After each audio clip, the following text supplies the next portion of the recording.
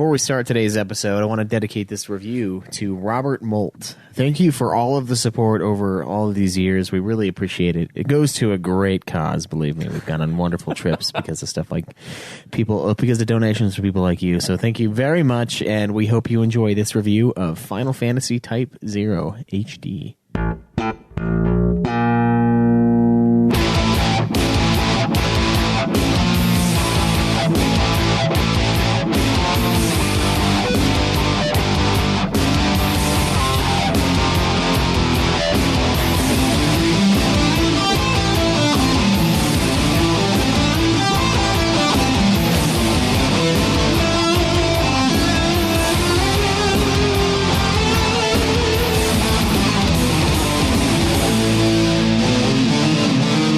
Welcome to another episode of Ultima Final Fantasy, the ultimate Final Fantasy podcast. I am your host, Caleb. I am Joe. And today we are going to be reviewing Final Fantasy Type-0 HD.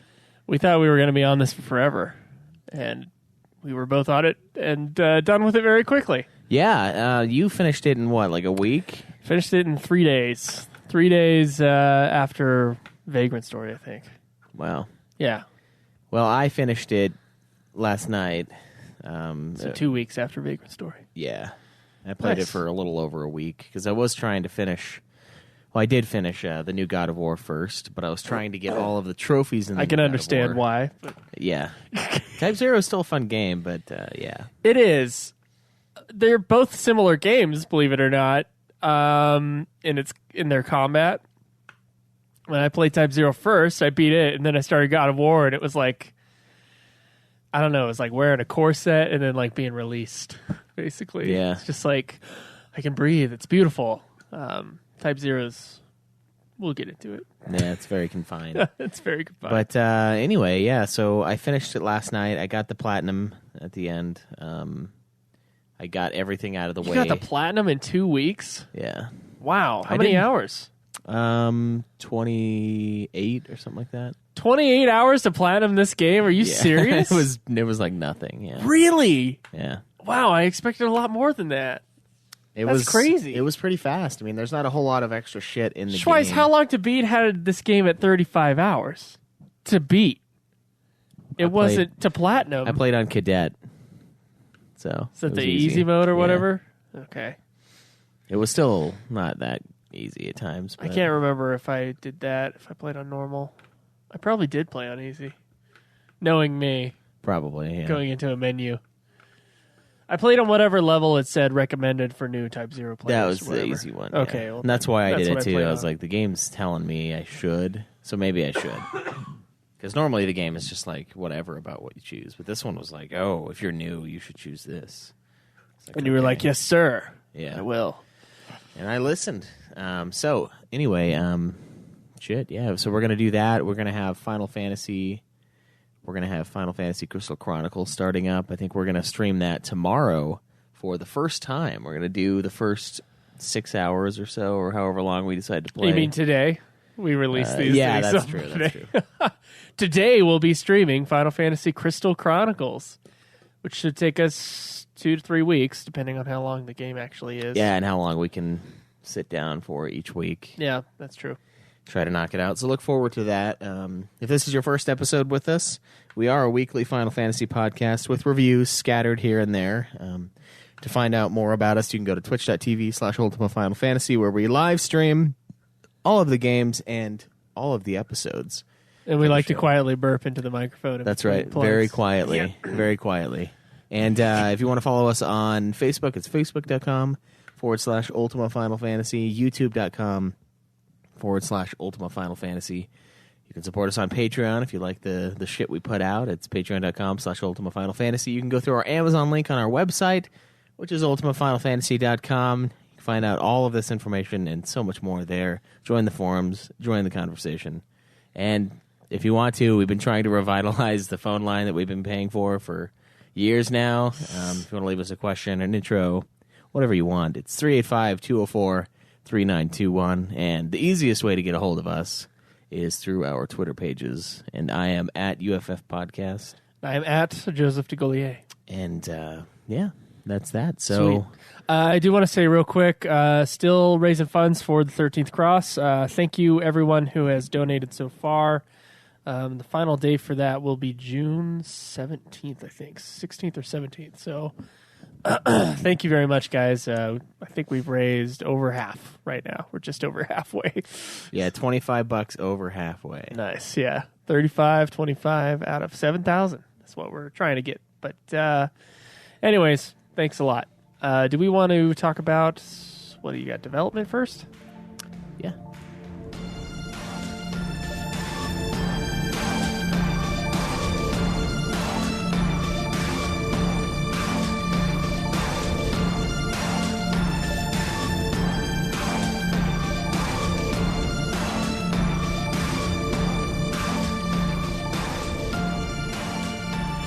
Final Fantasy Type-0 is an action role-playing game developed and produced by Square Enix for the PlayStation Portable in 2011 in Japan and remastered for our enjoyment on March 17th, 2015. But really, it was remastered for the Final Fantasy 15 demo. Isn't that the case? That is exactly why it was remastered and why, thank you very much, and why we picked it up, to be completely honest, so that we could play that game for our podcast. That's right. So, yeah, the game was remastered initially by the company Hexadrive, who you may know from Metal Gear Solid, Snake Eater 3D, the Third Birthday, Final Fantasy 15. They worked on that a little bit, and then also Okami HD. So these guys have HD'd mini games. They like to take other studios' stuff and then port it. Yeah. Yeah. So Type-0 was initially announced as Final Fantasy Agito 13 for mobile phones, but was later revealed to be a PSP title in 2008. The main reason for the switch was because developers didn't want to wait until phones could handle the game, and the name was switched due to Tabata's rightful opinion that the game isn't similar enough to 13 to warrant the name.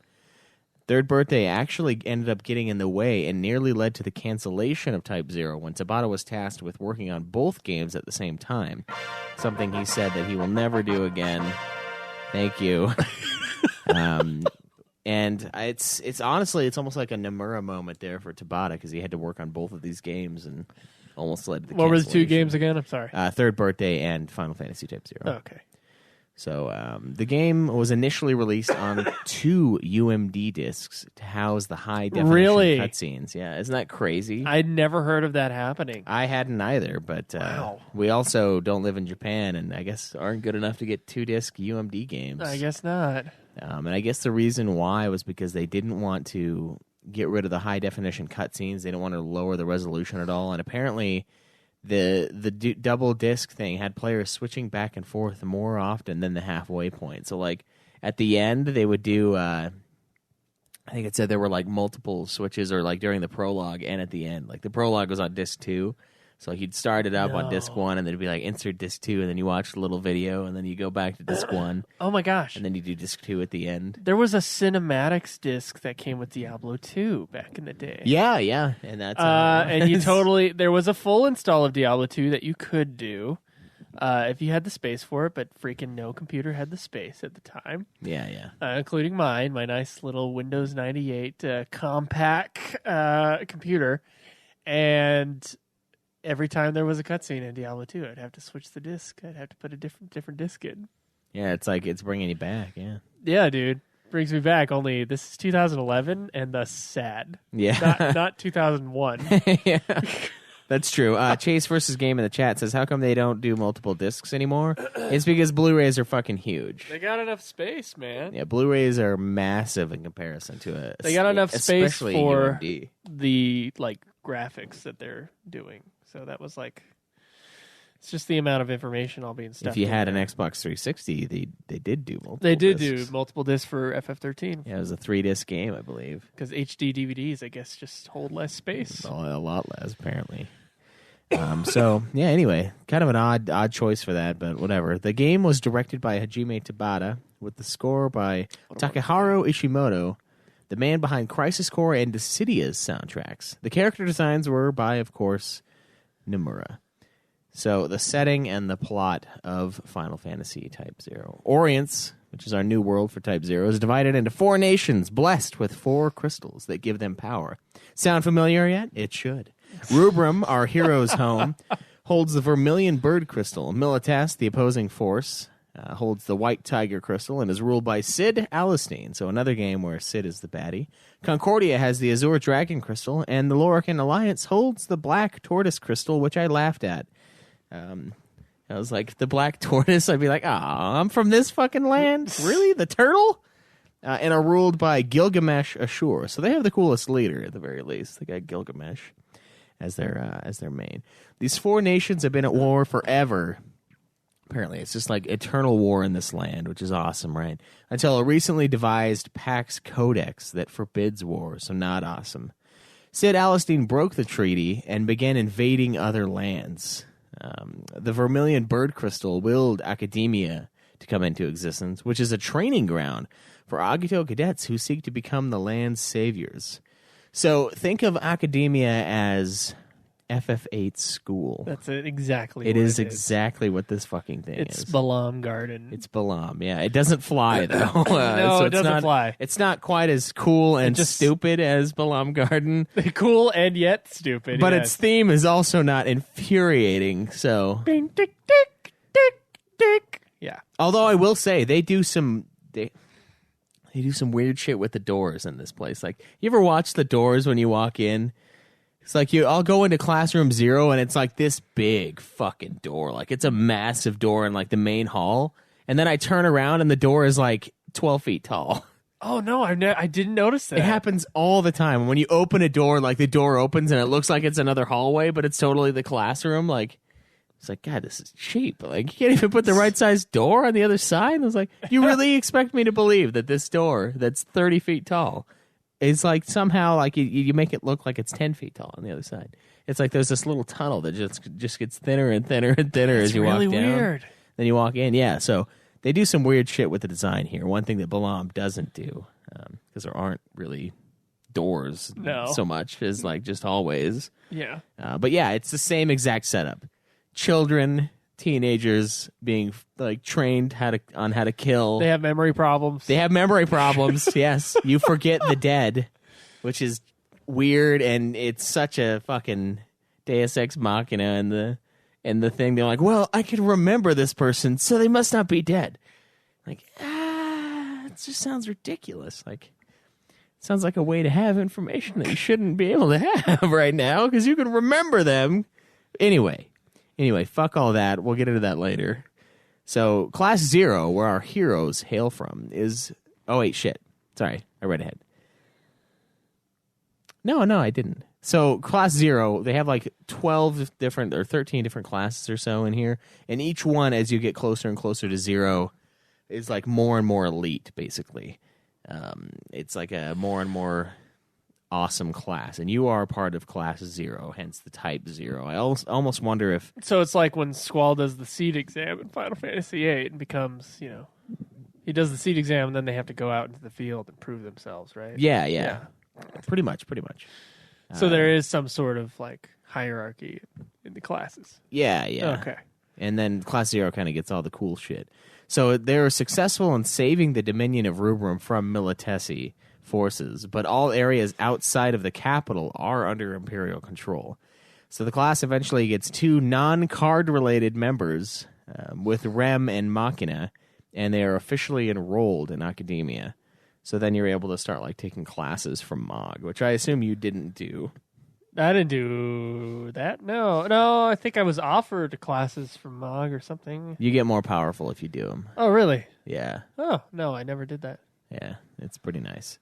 Yeah, so you get enrolled, everyone's part of it, and then one thing I'll bring up here, because I said non-card related members. Everybody in this game is based off of like a deck of playing cards. Excuse me. You have Ace, Deuce, Trey. I don't remember who 4 was, but they all have like weird like versions of it, like Sync, and then King, Queen. And then, of course, I remember you get King and Queen, yeah. Rem and Machina at the end, so they're not really part of the They're the odd ones out there. They're the 2 jokers that you usually throw away when you buy the deck. But yeah, so those guys those are outsiders, and then once they join, you're kind of just like enrolled into the school, I guess. And so your job is to reclaim all the lands that have been taken by Milites, which is pretty fucking difficult given the Ultima Bomb's presence in Orience, which we see annihilate the Lorican Alliance. They drop the Ultima Bomb and it's just gone. Everyone's dead. That whole entire kingdom is just wiped off the face of the fucking earth. So Rubrum initially allies itself with Concordia, but backs out when they see the kingdom using l'Cie in battle, something that they find tasteless, I guess. Rubrum begins reclaiming their territories one by one and ends up sabotaging one of the Empire's Magitech projects, making them unable to deploy another of the Ultima Bombs. Queen Andoria of Concordia orders a ceasefire, but ends up getting assassinated, and Class 0 ends up actually taking the fall for that. So then we're like enemies of the state on multiple fronts. So the new king of Concordia allies with Milites and marches with them on Rubrum. Class 0 once again thwarts the enemy's advances, and we also learn, apparently on a second playthrough, of course, that neither of us did at all, that Machina has become a white tiger l'Cie and disappears from missions periodically. So you know how in the game he just eventually he would just take off for a little while, and you didn't give a fuck because you didn't use him. Was Machina the one that had the brother that died or something? Yeah. Okay, yeah, I remember that. Yeah. He would leave, and he was apparently doing shit for the Nazis in the game. That's exactly what they are. Yeah, so he disappears from missions. Once Concordia falls, Rubrum begins marching on Milites. They win with Class 0 at the helm, and Sid Alestein flees Nazi Germany. The Vermilion Bird's dominion over all of Orience triggers Tempus Finis, which is the end of the world. Apparently, when one crystal holds all the power, the world resets, because that's not what's supposed to happen. It's just out of balance. Yeah, it has to correct itself. So it just has to be destroyed, and that's why it was very much destroyed very quickly. At the end of the game, it was everything was fine, and then now everything is shit, very, very fast. So Class 0 decides to travel to the Land of Judgment, otherwise known as Pandemonium, to become Agito and save the world as per the ancient prophecy. They are tried for the role by Sid Alestein, who has become the judge who decides the fate of Orience. If there is no Agito, Orience will be destroyed. Our heroes navigate a few frustrating puzzles and then are asked to become l'Cie and wield amazing power. They, of course, accept, die, restart, and then decline the offer. We get a nice scene. Well, that's odd. Schweiss, I don't remember that part. I remember accepting mortality. It was like power unlimited, and I was like, fuck yeah. It was limited. You were way fucking stronger, but basically what happens, those really tall, lanky dudes that you're fighting at the very end? Yeah. A fucking army of those are coming on the overworld map, and you just keep fighting them and fighting them and fighting them, and they get more and more insane until they're just one-shotting you. Oh, wow. With almost unavoidable attacks. So it's meant to fuck you. We get a nice scene where apparently Rem became the Vermilion Bird's l'Cie, so our kingdom, and fought Machina. And they both kind of killed each other and became intertwined within the old crystal. So we get some great confusion, as apparently their purposes were to fucking kill each other. That was their focus, or get Class 0 killed for Machina probably, and then Rem was to fight Machina, and they both completed it. So when l'Cie completes its focus, it becomes a crystal. Right. As we know from Final Fantasy 13, one of the 3 things that we know from the 60 hours of 13 is that. So we get one of the connections in here. So Tempus Finis is stalled, but everyone from Class 0 dies. After a loud crying death scene, it's revealed that Class 0 is... Yeah, it was painful. Mother/matron/sorceress/Corella DeVille with awesome tits, Aricia is actually an immortal character who has been trying to cultivate a soul that could open the gate to the unseen realm. This became known as Agito. So after each end of the world, she has restarted the spiral, trapping all of Orience in an endless cycle. Upon learning that her children don't want to be reborn, she abandons her project and searches for the gate of the afterlife with the Agito herself. Before she leaves, she revives Machina and Rem from their crystal stasis and disappears. The crystals lose their power and magic fades from the world. So this world is just regular now. No Nazis, no magic, and a bunch of dead students at the top of a building. pretty. So they actually did die. Oh yeah. Okay. That was the most fucking okay. You explaining it through what I'm sure was a Wikipedia article that you translated into your own words. Yes. Makes way more sense than what I actually saw when I played the game. It's, most of that is in like chunks. The rest of it's just like little bits and pieces here and there. Like on my write up, I have like over a page, or it's about a page of setting and plot. About half of that is the last 20 minutes, and the other half is mostly the first part. It's very loose, very loosely told. It's similar. Tabata has this way of telling a story where you don't really understand what's going on, and there's a lot left out. If you remember Final Fantasy 15, I mean, the reason why there are so many, why like FF Peasant has so much success with his videos is because there's a lot of shit that's not in the game. There's a lot of shit that's just like, well, it's up to you almost to decide, which isn't a problem in 15. You can pick up some little cards everywhere. Yeah. In this one, it's like, it's kind of more of a problem. And I would say in Crisis Core, it's a little bit more of a problem. But I would also say in Third Birthday, it's a real fucking problem. I have no idea what happened. So of the 4 Tabata games you played, yeah. Third Birthday is actually the most confusing. Oh, yeah. Okay. Oh, yeah. Well, here's the thing with 15 is that there is an emotional arc that is very solid that you're on the ride for. So despite the fact that there's other weird shit going on around, weird history things like you don't get. Like, what the fuck is Ifrit doing there? Like, I don't understand the Ifrit thing until you have to, of course, look it up, or maybe you have to play the game a few times. I don't know.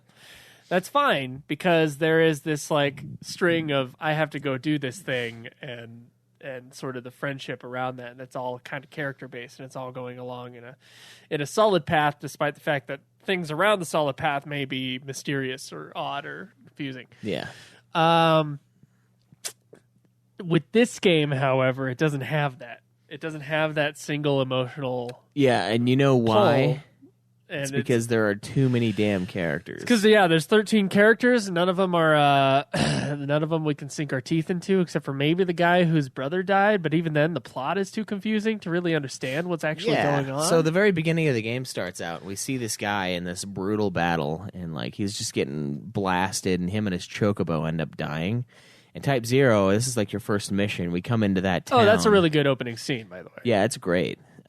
It's really solid. They come into the town, and they were almost like emotionless about it. And the weird thing is it almost seemed like they forgot about him like right after, and it's because they did, because he died.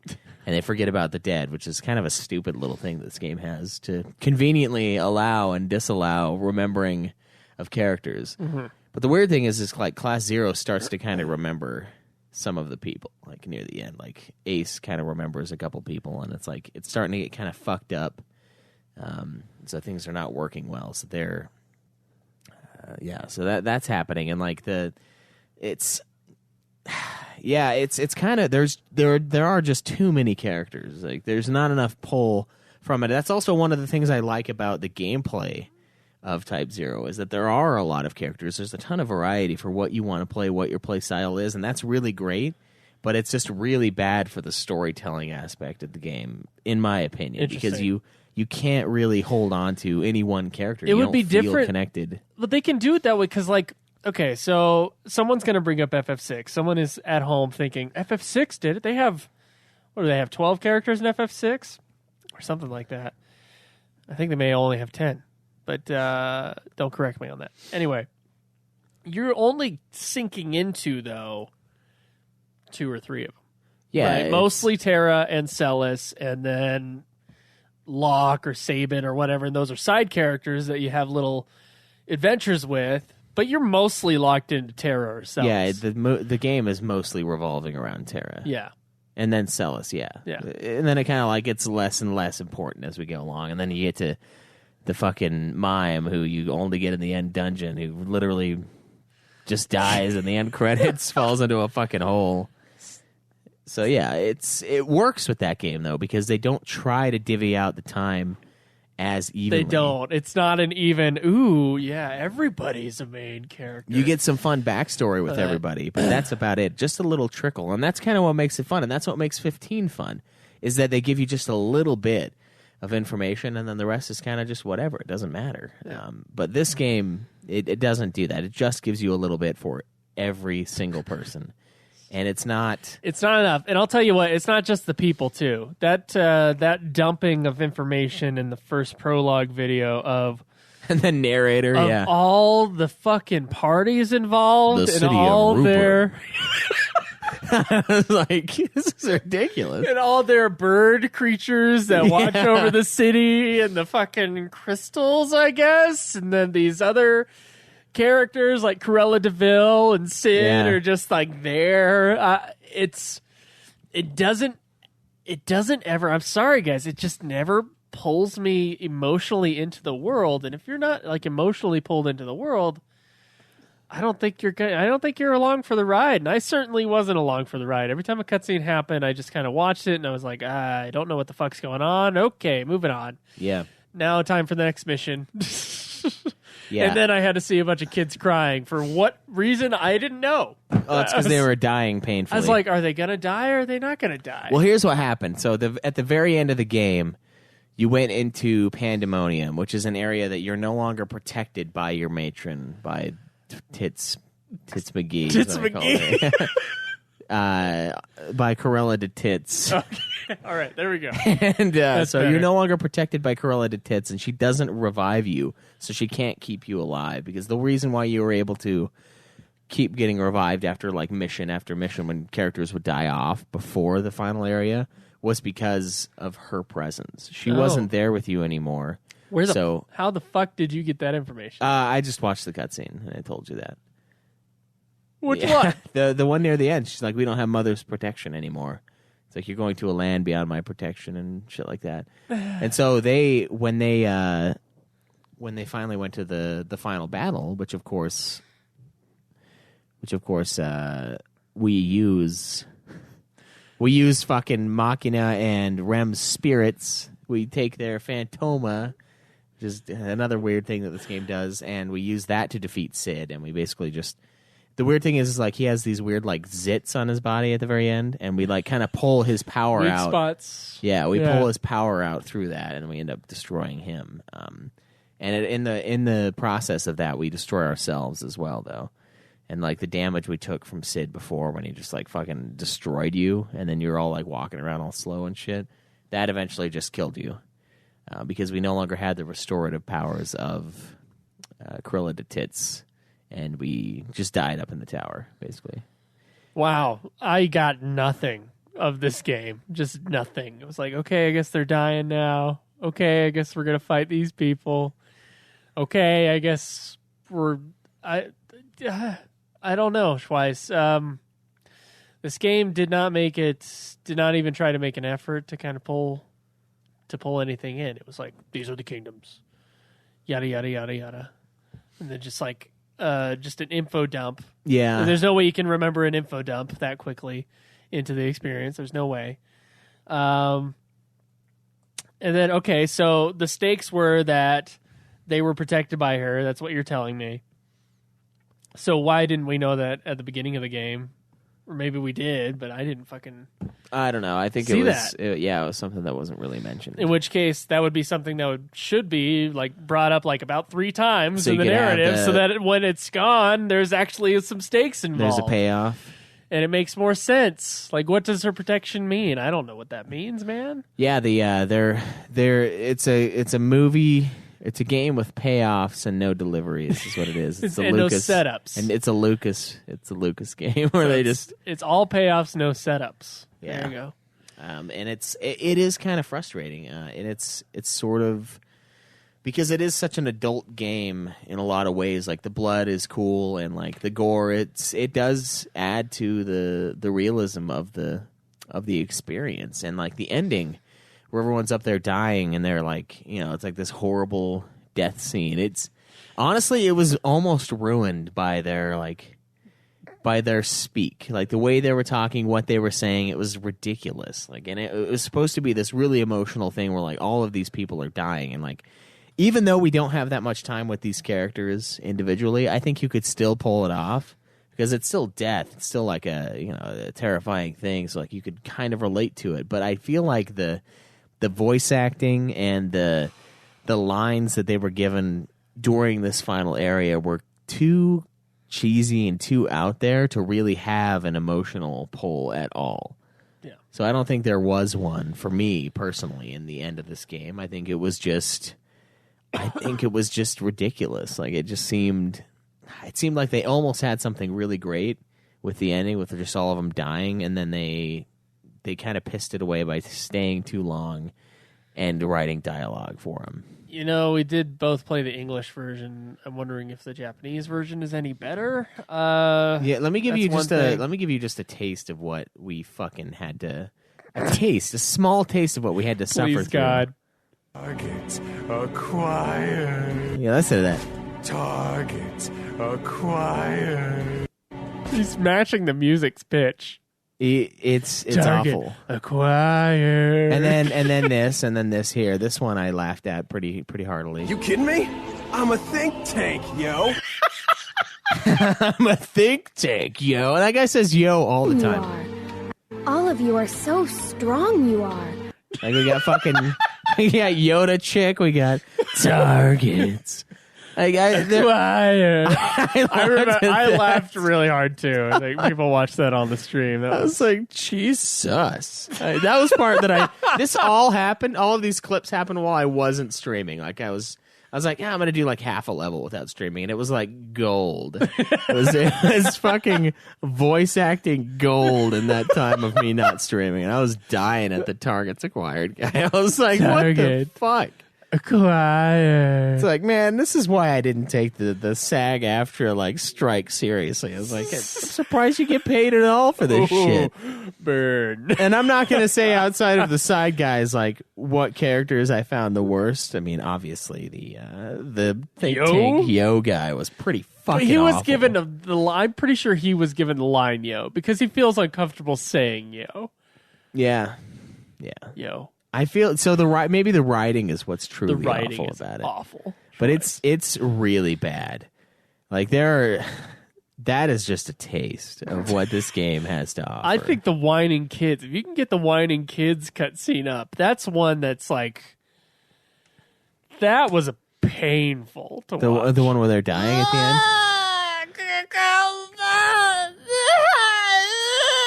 It was 5 minutes of that.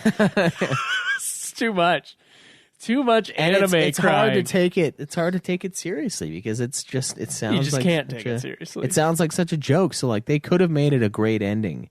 They could have made it very impactful, but they just didn't. The only thing I was sad about is that I got that alternate costume for Ace, and now he's dead. Like that's about it. The rest I could care less. I mean, there was like, and then the weird thing about the character models in this game, it almost seemed like they reused character models from previous games because there's like the chick that looks like Lightning. There's a girl whose face is exactly like Lightning's. There's one that's exactly like Aerith. She even has like the hair similar to Aerith, and like it's just crazy. They just like they made the cheapest game possible. There's one that looks like Sephiroth. One of the good guys has a Sephiroth face. Oh yeah, you're right. Yeah. I'm like, what the fuck? Is this guy trustworthy? I mean, do you guys? I don't trust him. Yeah. Oh God, it is him. Look, the story write-up that you had made a lot of sense. The story as I watched it unfold in the game made no sense. Yeah. I'm gonna chalk that up to probably about 40% of it English translation, and then the other 60% of it I'm just gonna chalk up to just bad writing in general. I think the lack of setup of the world, and it's not like it didn't try. It did give us an info dump right at the beginning, but that's not how you should do that. No, you shouldn't set up.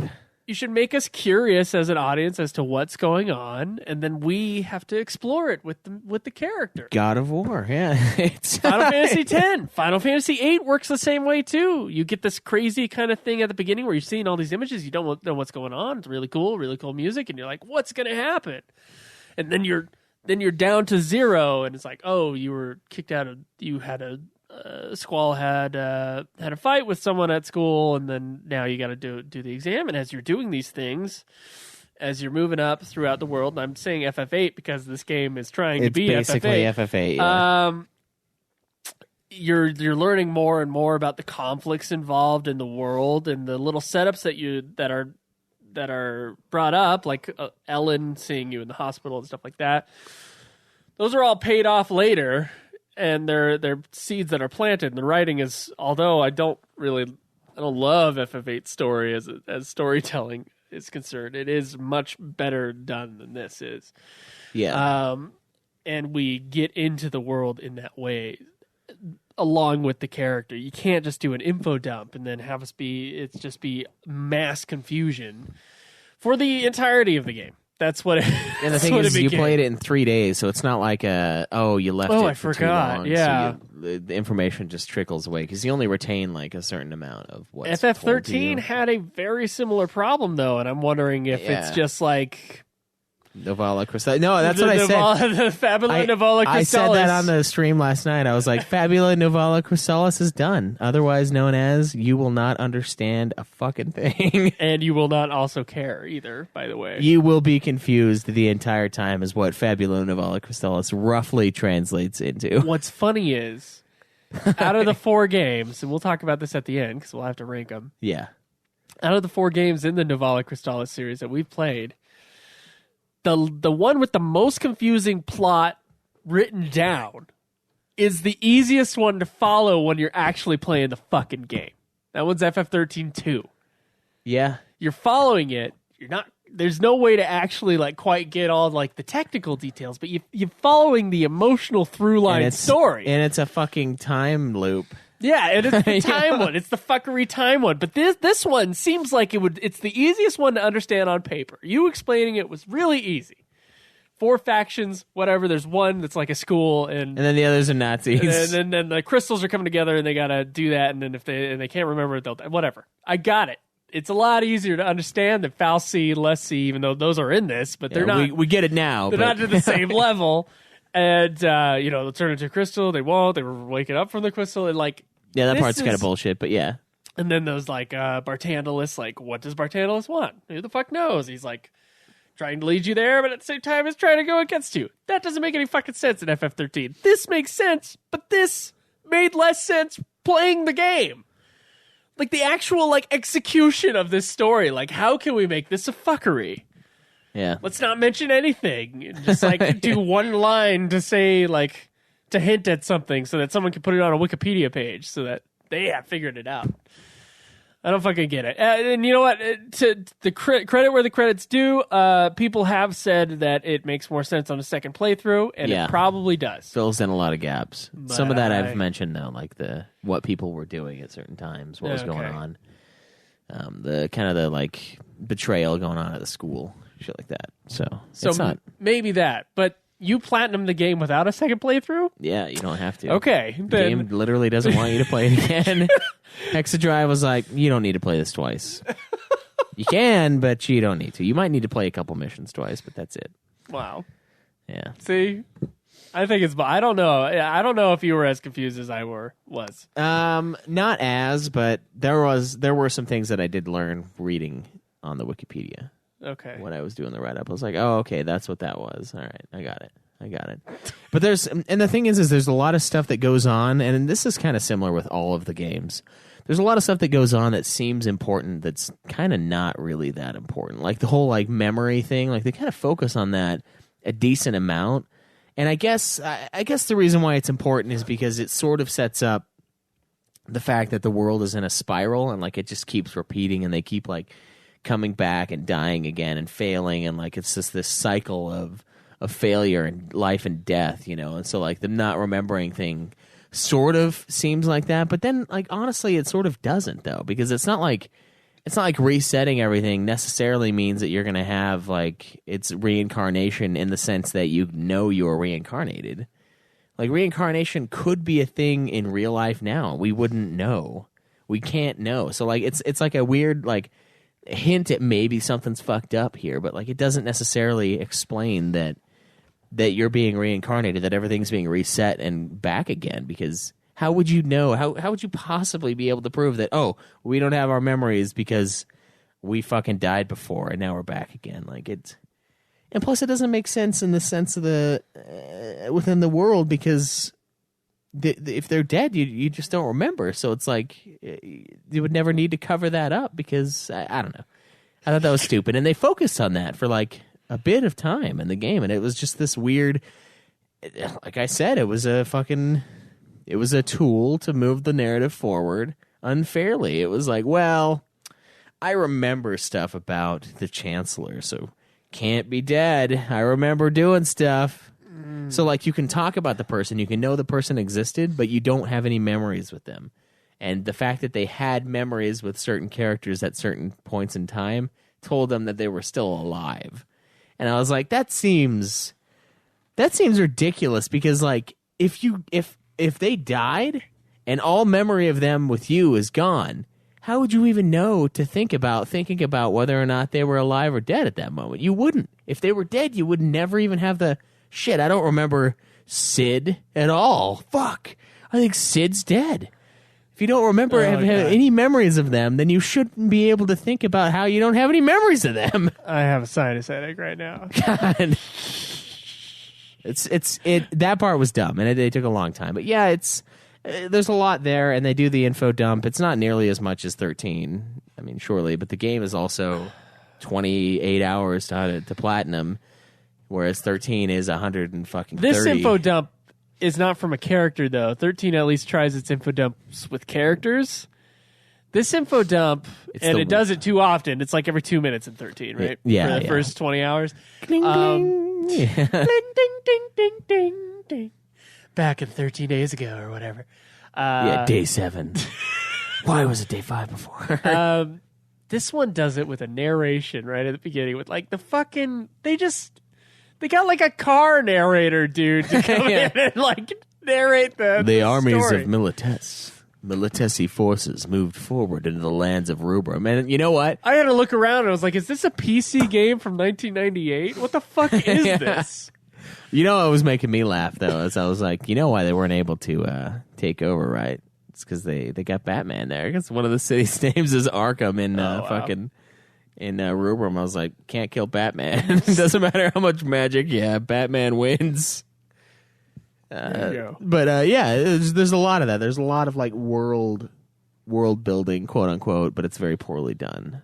It's just world explanation. Like, hey, this is what's happening, but it doesn't need to take quite that long. I mean, there's a moment there where one of the guys like has created this awesome like armor piece, and he sort of Iron Giants his way into the atmosphere, and like I was quoting that movie, and I was having a really good time with the cutscene because he's like, "Oh, there's an Ultima bomb! I got to get it out of here!" And he like rides out into space, and like as he was leaving, I was like, "You stay, I go, no following." And then he like flies up, and then he fucking blows up, and I was like, if this game doesn't end with like chunks of this guy, like his finger just like blinking and like rolling towards something else where this dude gets reassembled, I'm giving it like 2 stars. And of course he didn't get reassembled. He fucking blew up in space, so he's gone. But and I don't even know the guy's name. It was like Colonel something, but doesn't matter really. It's just and that's the thing is like there's a cool scene where like, oh wow, this guy sacrificed himself because he finally saw like how fucked up the Ultima bomb is. But we don't get enough time with the guy to really care about him sacrificing himself. It's like I get the idea of sacrifice, but that's mostly what this game will give you is the idea of a certain loss. It won't actually give you the impact of that loss because it hasn't been set up in a way that can possibly do that. And it's kind of disappointing. You're right. All payoff, no setup.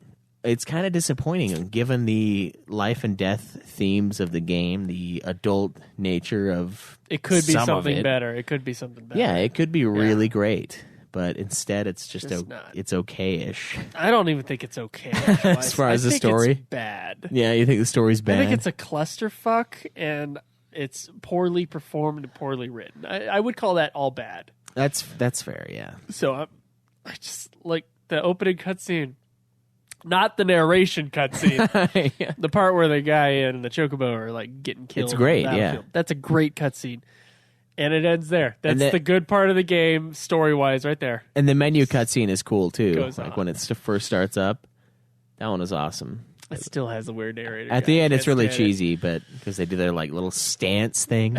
And then he's got his like when 9 and 9 meets 9. And I'm like trying to figure that out. I'm like, okay, One of these 9s is 9 from the party. 9. Guy's name is 9. Yeah. 9 and 9. So I'm assuming the other 9 is his penis length. I don't know. Like, so 9 and 9, and then he meets 9 other people, and then You know, the there's world. 13 people in the party. But then I'm like, there's 13, so 4 of these are like, or 5 of these are, no, 3 of these, I guess, because he would be number 10, are fake.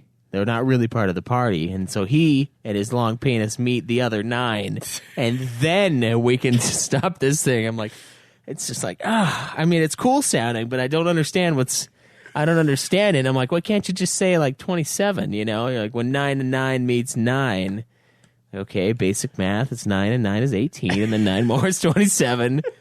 Blah, blah, blah, blah, blah. I was like, okay. I was like, it sounded cool at first, but then I thought about it, and I was like, that's kind of... Oh, it's kind of dumb. Like, I don't understand. Like, well, 9 times 3.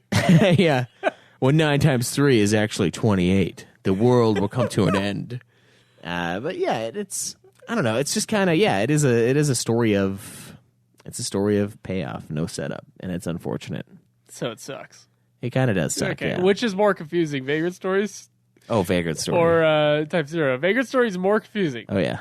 I think you're right. I Vagrant think it is more Story confusing. is fucking bullshit. But you were more interested in Vagrant Story. I weren't was, you? yeah. Isn't that weird? It's because I understood less, probably.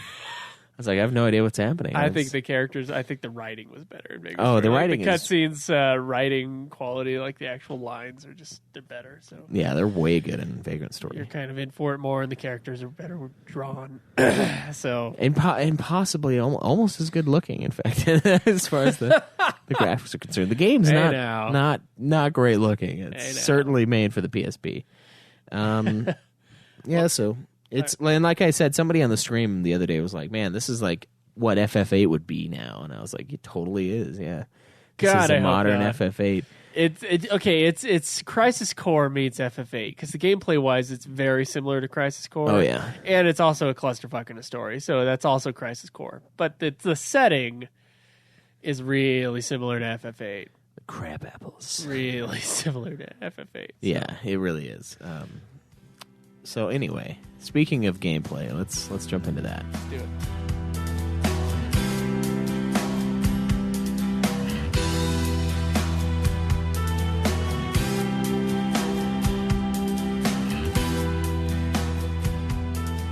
So the gameplay in Final Fantasy Type-0 HD is pretty damn similar to what we got in Crisis Core.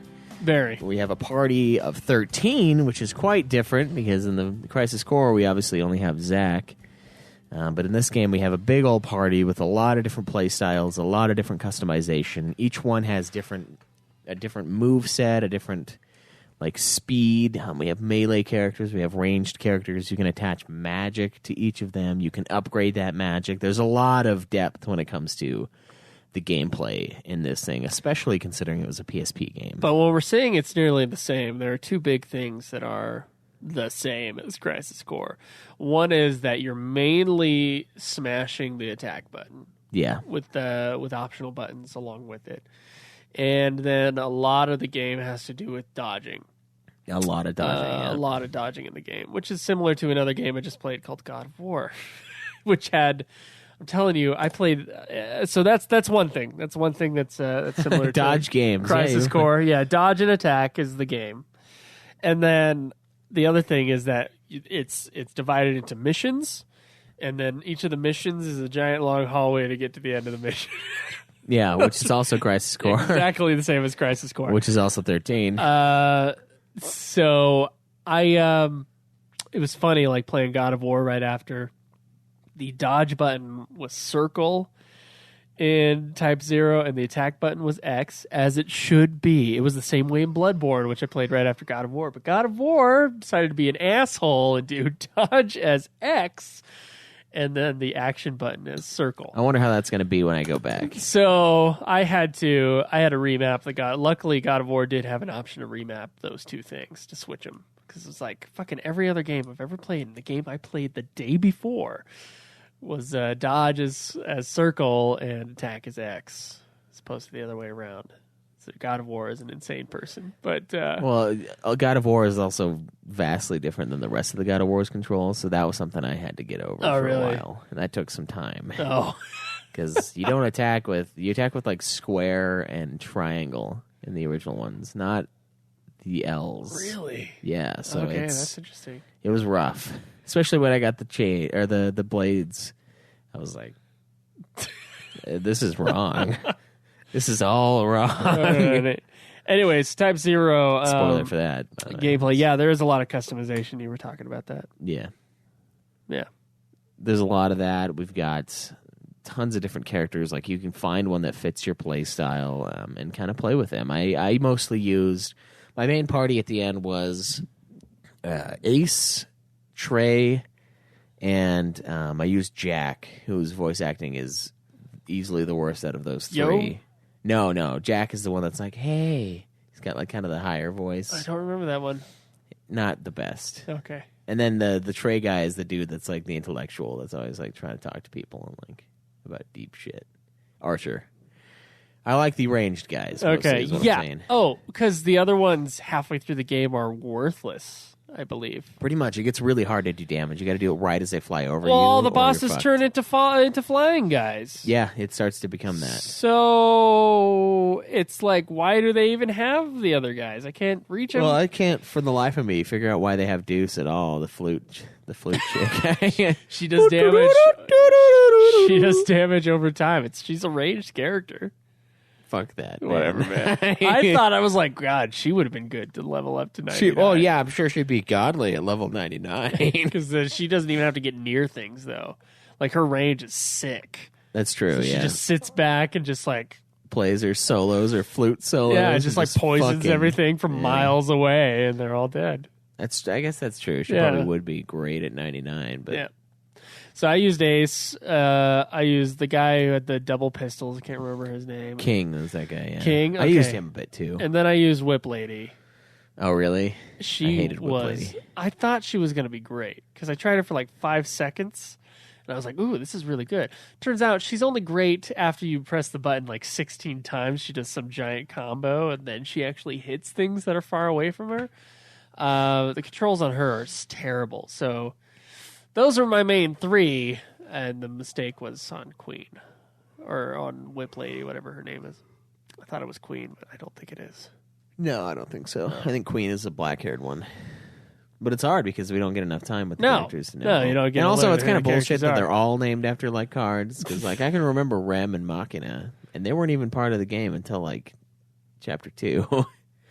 Because they have names that are, unique. They have their own unique little storyline, and I can remember them. Yeah. But Ace through fucking King, I cannot. It's all mission based. There are these other things that come up. The I did SOs? one of them. Yeah. Oh, dude, I have a great analogy for those. Okay, go ahead. So you run into, as you're doing your missions, you'll find random, like, special objectives is what they're called. And the game will have you do, like, a random task. A lot of times it's a douche task, right? It's like don't take damage for the next minute and a half. And we'll give you an extra little reward. And we'll also give you a spell in the moment. So, like, they can be pretty useful. You can get, like, regen on you. You can get all sorts of different abilities cast. And this is actually how you get some of the summons in the game. So you can get Eidolons from doing some of these SOs. But do you remember, here's what I like in them too, though. You remember that Godsmack concert that we went to, right? And, Yeah, it was a great concert. Yeah, it That was was amazing. before they had a bad album. Yeah, their horrible new album, right?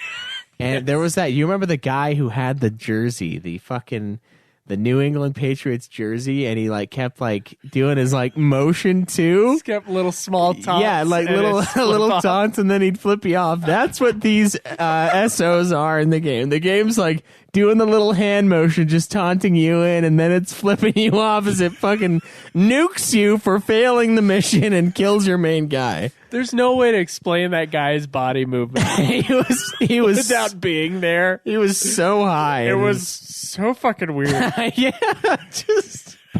And only Joe and I saw him. Cameron was We on were like right the other behind side. him, so it's like Yeah, and he like had his hands up in the air, and he's like slowly motioning towards you, or like to the fucking musicians, and then he'd like flip them off, and then he would do the hand motion again. It was so fucking bizarre. But that's what the special objectives are in this game. It's like, come on, fuck you, come on, don't you want to try this and risk death? And basically what happens is the game's like, well, you can try this thing and you'll get a boost if you win, but if you don't, we're going to try to destroy you. And it does this thing where it casts this spell from below and it'll just one-shot anybody. And by the way, that's terrible if you've only leveled up one guy, because then you're with the asshole characters that, one, you've never played, and two, you've never leveled up, so they suck. I don't think I've ever done those SOs. I was going to talk about something else, but Yeah, that's good, yeah. I had to do. That sounds like extra shit, so I didn't do it naturally. I did a lot of those, and I got some pretty good items and stuff from them. Did you have to do it to get the platinum? Yeah. Well, I mean, no, but it makes it easier because there are some that are tied to some of the summons in the game, some of the Eidolons, like that big robot guy that you fight with like almost no room to move around, where there's that like hallway, and then you come out onto the platform, and he's just like hacking away at you. One of those, the SO for killing him quickly, is one that gives you a summon. So I had to do that one, and then like one other one at some point in the game.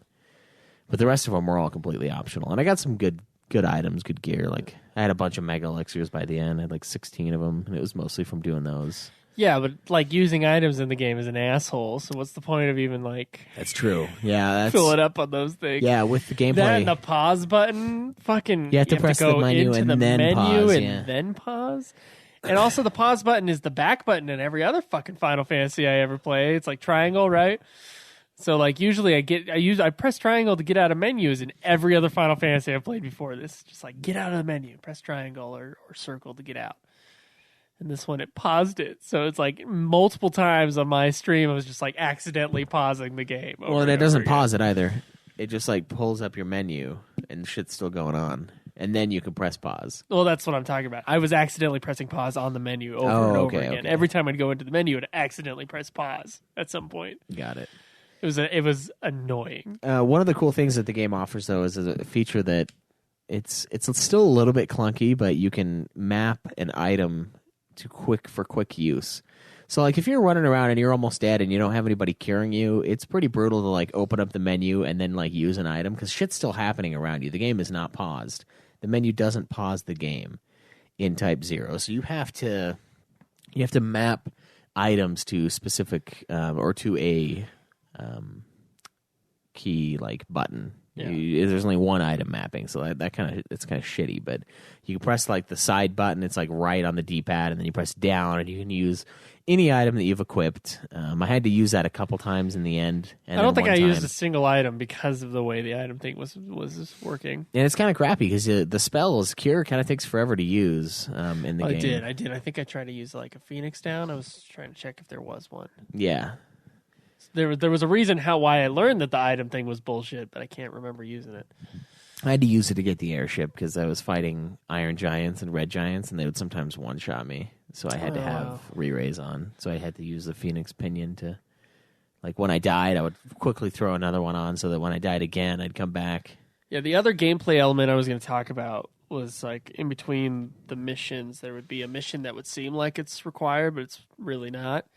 And it would be like it's like a civilization game. Oh, the almost. RTS thing? Yeah. Yeah, the real-time strategy thing. I thought that was the funnest part of the game. I thought those were pretty bitchin', to be honest. So it's almost an overhead map. You're like a big guy on a small field, and all these armies are going across or whatever. And there'd be like these different towns, these different settlements, and one would be invading the other, and you've got your team, and you're trying to invade their team's spots.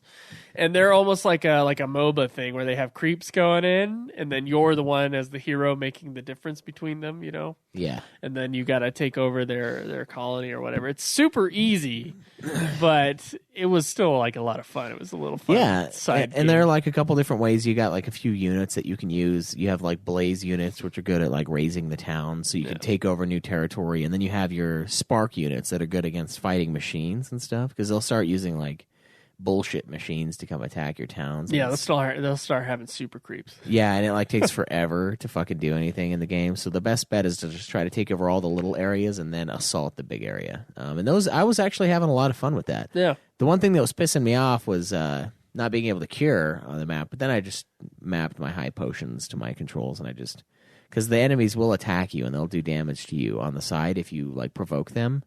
But there are ways to like time it, and I found out a pretty good way. Like you wait till the two dudes engage, and then you finish off the enemy, and that way the enemy never gets a chance to hit you, and then you sort of are able to stay back and kind of just man the battlefield and kind of outmaneuver the enemy in a way. And I thought those were pretty fun. I think that would be a fun like game, to be honest. Like a little mobile game. Or something like that, where you just take over a little shit. Stola says it's not easy once you get to optional stuff. I had to do one on officer difficulty, and that one was actually pretty fucking stressful because like they were destroying my shit, but I eventually was able to beat it. But Good. yeah, that was a really fun aspect of the game. And then speaking of that, the world map is something we haven't had in a very long time. That's true, yeah. To get to different settlements, you actually have to go to them on a overworld map. Just like FF1 through 9. You've got your big character, you've got your middling to small towns, and you're running No around one in this lives in huge between world. them, yeah. No one. Yeah.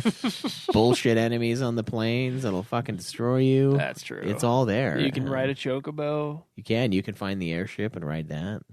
It's really fast. Is it? Yeah. Yeah, I didn't find that airship. I didn't know there was one. Yeah, there's a hidden trophy for finding it. But Cool.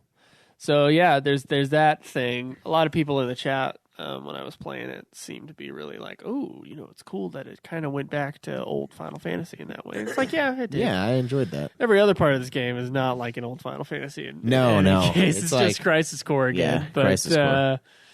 The overworld map was something interesting to see, like a modern-ish version of that. Yeah, they also had a cool little in-game thing that I know you didn't use, but it was chocobo breeding. It's like a chocobo farm, and you can breed chocobos together, and like different combos and with different greens can create newer and more advanced chocobos. And while you're doing those RTS missions, you can ride your chocobo, and you can actually attack with the chocobo.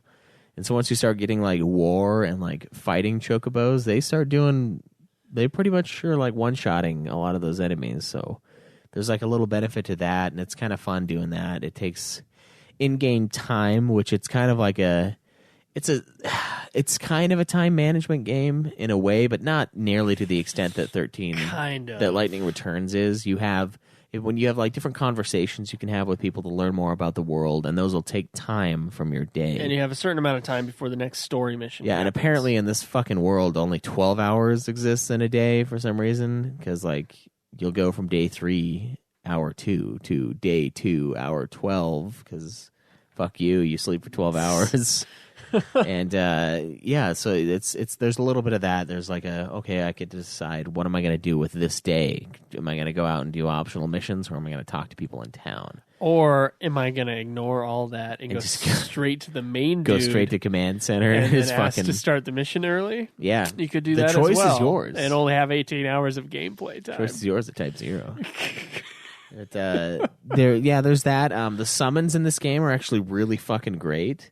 I only used them like twice, but I probably used them about twice. They're really fun because what happens is you sacrifice your character. You have to use them at one point. There's like one guy you have to use Ifrit on. Yeah, in the very beginning when you first get him, you sacrifice the character that you're using. So get out a gimp like Deuce or the chick with the mace, pull them out, or the chick with the whip, or most of the characters, to be honest. Then you summon your Eidolon and they die.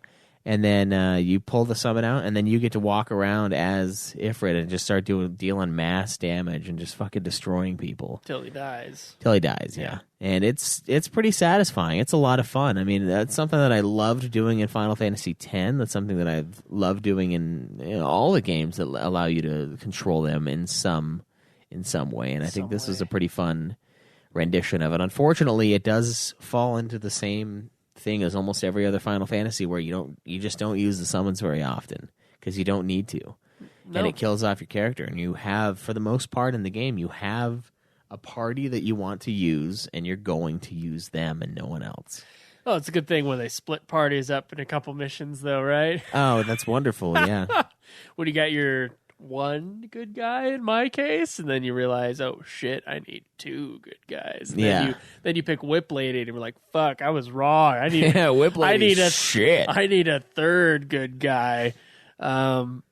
So this game was pretty easy. I was surprised, however, because I did cheese to 99 with Ace.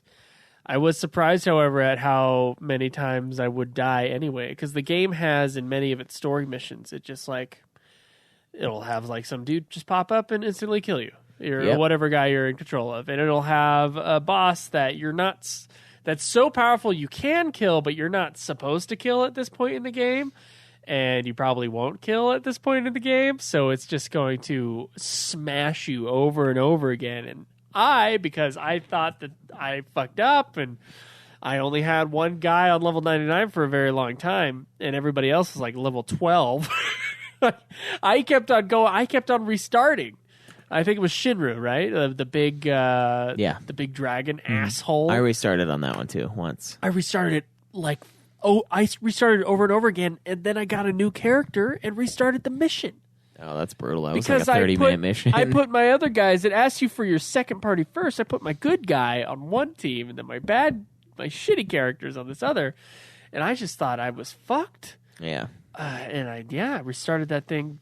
I restarted the boss over and over again, and then I restarted the mission again because I didn't understand that I was supposed to die. And then someone, luckily in the chat, was like, I think you're supposed to die at this part.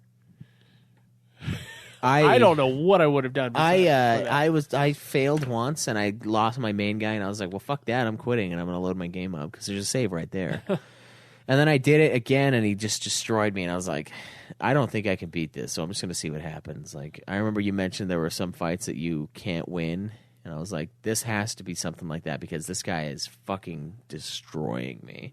Like, I didn't cheese the game. I only used the arena, which is another gameplay element. You can like go in and train against guys that spawn, and you can also train while your console is turned off, or you can train while your console is not turned off and go adjust the date by a year and level the fuck out of your characters. That's right. I used it naturally, so I used it as I was offline. I never cheesed it. Because there is a trophy you get for doing that. Yeah, there's a trophy you get for it, and I got it, and my characters, I think, were almost level 40 by the end, and that's when I beat the game. So it's not a hard game on easy.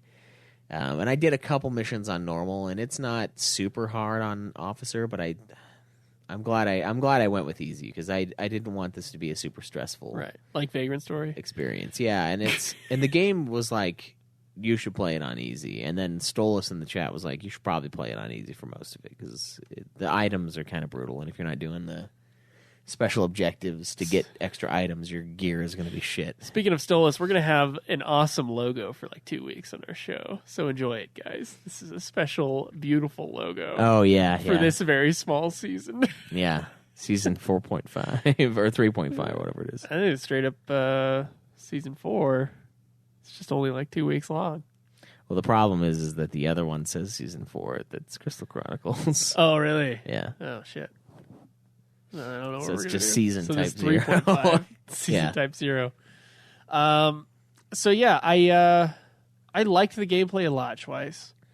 It was a lot of fun. It did feel like a PSP game blown up on my television. Yeah. Oh yeah. Because it was a little simplistic, a little clunky. The camera was a little bit stationary, a little bit shitty. But it wasn't. But it was still fun though. Like, and the ease of gameplay. Despite the fact, like, I'm kind of disappointed that you can't die on the final boss. The ease of gameplay, it didn't really matter because I was having a good time playing it. It certainly was more interested in playing the game than watching the cutscenes after. Yeah. And I liked it. I liked the gameplay. I think it was fun. Yeah, I do think it's a fun game. They have another element that's harvesting Phantoma, which is like pulling the spirit out of the dead, basically. And then as you do that periodically, you'll unlock new equipment for your characters. And I unlocked multiple things for Ace. Yeah, I had some pretty good items. The shitty thing is after the final fight, I unlocked the item for 800 Phantoma harvested from Ace, which is supposed to be pretty fucking bitchin'. But now the game's over, so I'm not going to do it. That was kind of a cool way to level up stuff. There are quests that were tied to the Phantoma. There's something called SPP, which you gain from allowing. You remember the part before when you're about to start up a mission, and it's like, do you want to allow other players to assist? Do you remember that? Do you want to allow other players to? Yeah, I did that all the time. I didn't for a while.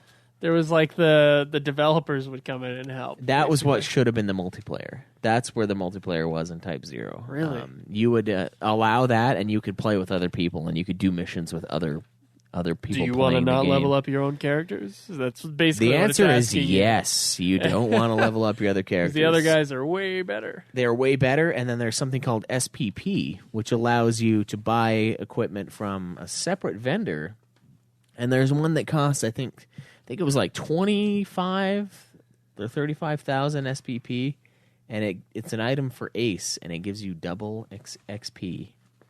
Oh wow! Yeah, so I wasn't using the optional guys. So you could take that thing and then go in the arena. Oh yeah, and you could fucking destroy.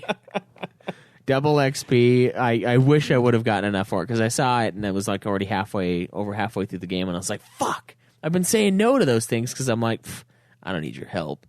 It's like, oh, they've got my "Don't Tread on Me" shirt on, and I'm like, fuck you, I don't need your government help. And then I tried it, and I was like, oh my god, this is amazing. These guys are way better because I've got my main guy, and then like the shitlords below me, and then suddenly it was the drummer from fucking Bump of Chicken, and he was just raping face out there, and I was like, this is great. That is, yeah, never have him on the show, but yeah, I thought it was cool that the game developer showed up. I thought that was a lot of fun.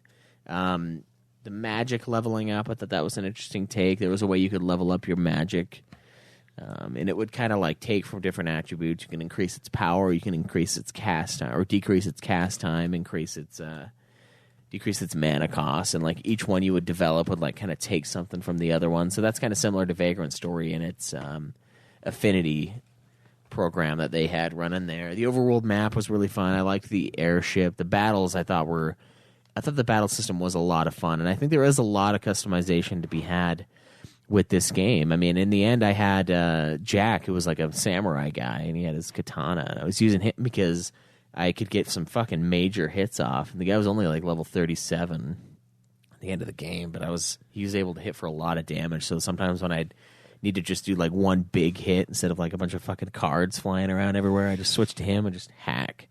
And there are a lot of different ways to play the game, a lot of different characters. Yeah, Mace Chick was good. Yeah, the one with the huge mace thing. Yeah, I killed Gilgamesh with her. I died. My main guys died, and then I got like a crit off on Gilgamesh, and I finished him up. It's funny when my high level guys went and she was in the party. It was like almost like they hadn't gone because she was great. She was doing quite a bit. Yeah, it was solid. Overall, I do think the gameplay is certainly the strongest part of Final Fantasy Type-0. It's certainly stronger than the story aspect of the game, and it's a great. And like I said before, a lot of characters is great for gameplay, but I think it's terrible for story. And this game is a perfect example of that. There are way too many characters to have a good story, but there are enough to have a lot of fun gameplay aspects and a lot of different ways to play the game. All right. Yeah, we both like the gameplay. You want to talk about design and music? Yeah, let's do it.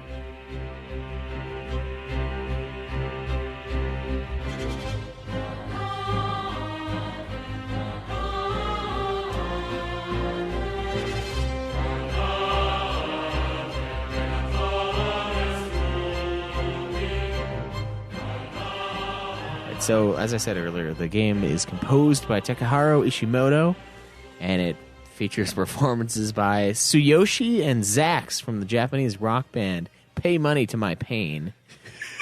And then is that a real band? Wow. Yeah. The game's theme song, Zero, is performed by the Japanese band Bump of Chicken.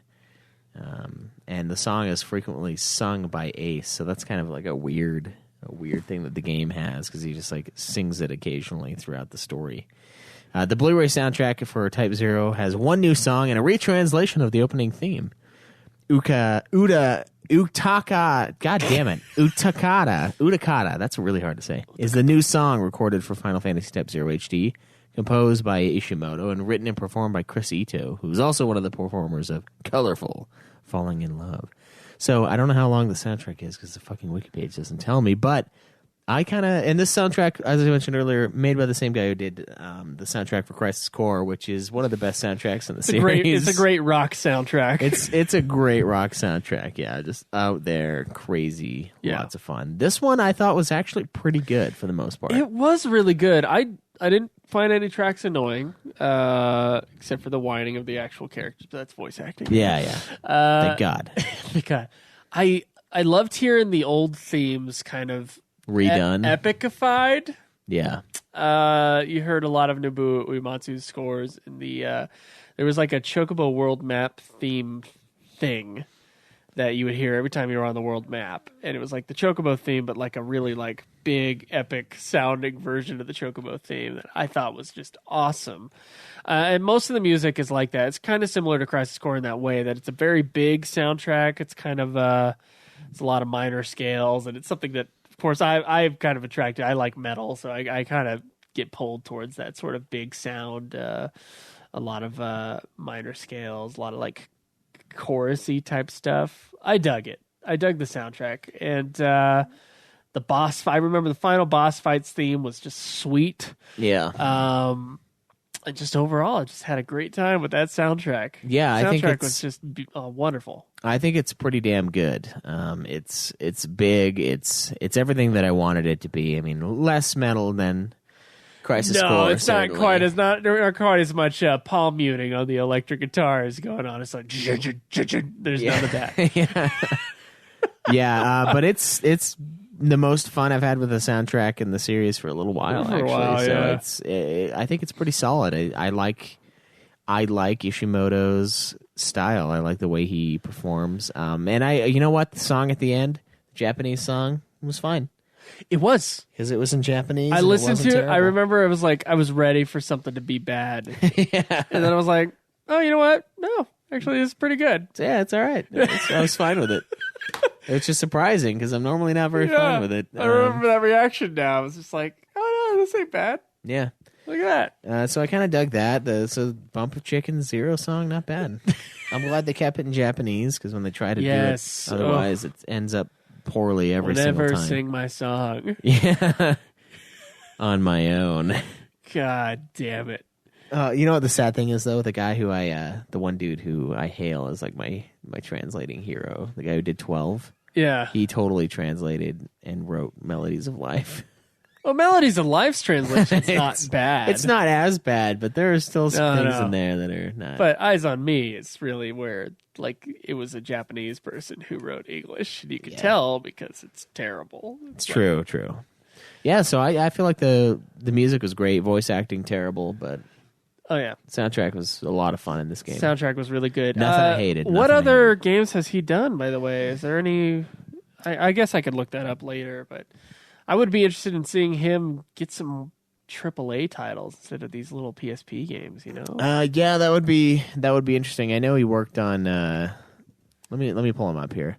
So, Crisis Core, Final Fantasy VII, Last Order, Before Crisis, Type-0, Dissidias. So he's done the Dissidia games. Okay, so yeah, all the little games, man. Yeah, little PSP games. PSP games with nonsensical stories. Apparently, he left Square in 2017 and is now a freelancer. So okay, so we could hire him. Yeah, we could. Yeah, do the Ultima. If we could pay him. Thing. Yeah, I doubt that, but we could. He's really good. I would like to see him do like FF16 or something. Or yeah, that would be pretty cool. But we'll have to see what he does in the Dissidia games. Who would you rather have do FF16 soundtrack? Takeharu Ishimoto or Soken, Masayoshi Soken? Probably this guy. Probably this guy. Yeah. He's less traditional Final Fantasy though. He is, but yeah, I would like them both to do a soundtrack. I'd like them to kind of come together. I think that would be pretty strong. Yeah, that'd be kind of fun. Yeah. Probably never happen, but probably not. Because one of them's going to live and die in 14. One of them's just going to stay in 14 forever, 14 land. Yeah, until it's done. But yeah. Good stuff. Good stuff with the soundtrack. Good shit.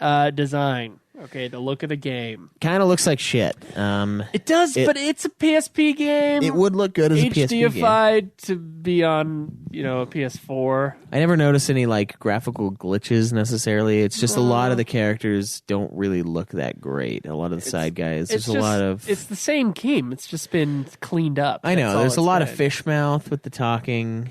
Not a fan of that in the series at all. And there's a fair amount of it. You can tell who's important because it's like a PS2 game, yeah. But that's how the PSP is. It's PS2 basically in a handheld system. Yeah. So with all that, I mean, it looks all right. There are some crappy things like with the camera. Looks fine. There were a couple like worlds, a couple areas I thought looked pretty good. The ending area I thought looked pretty good. It's simple.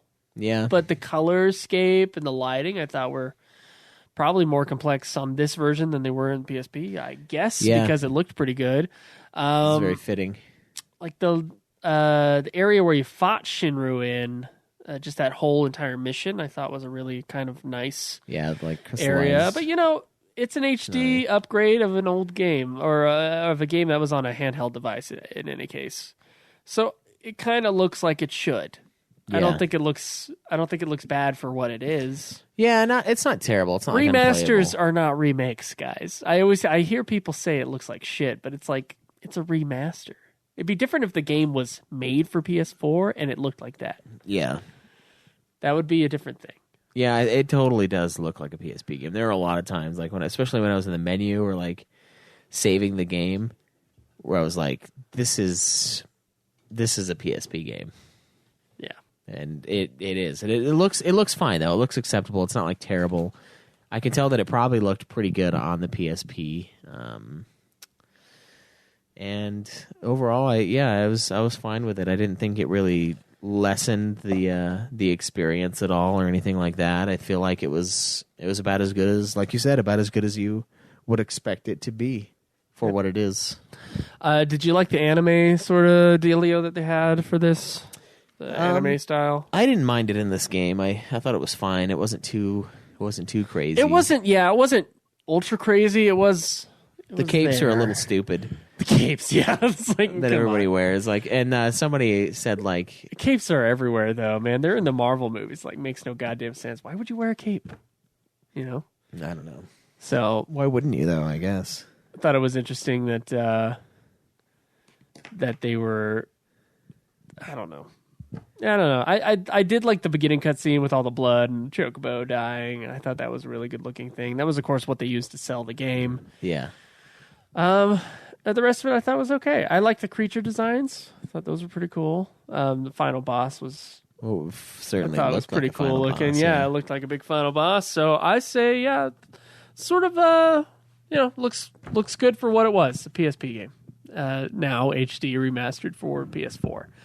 As opposed to, let's have an opposite example of a game that was made for the Vita that looks about the same in quality-wise. That would be Digimon Cyber Sleuth Hacker's Memory, which we unfortunately had to play for Nude Clan. Very true. So there you go. That's the opposite version of that, where it's a game that was on a much better handheld system. It looks about the fucking same. Yeah. So I don't know. Yeah, I thought it looked okay. Do you want to get into questions and then legacy and then rank it? Yeah, let's do it. Questions for us. We would like to hear from you. To moments. Or contact us on Twitter. Get on and ask your questions. We'll answer them we. This is the question segment. Asking you. Right. First up in questions today, Reathmus. 1. Did anyone get nauseous when changing the camera quickly? God. The original Type-0 PS4 version was really bad, and so they patched it. Still pretty bad, though.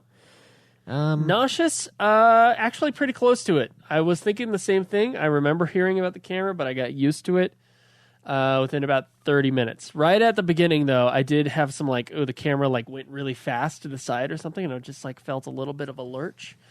Nowhere near as bad as the last game that made me truly nauseous. And I'm not kidding. I had to take Dramamine in order to play the game Bounty Hunter, Star Wars Bounty Hunter. That game makes me fucking ill on the HD remaster. So this is better than that. But yes, I did in fact feel just a little bit of that nausea.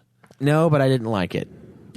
So, to Caleb, how did you find the difficulty of the game? Obviously, Joe had an easy time given the PS4 experience. I might have had a harder anomalies time than Schweiss did.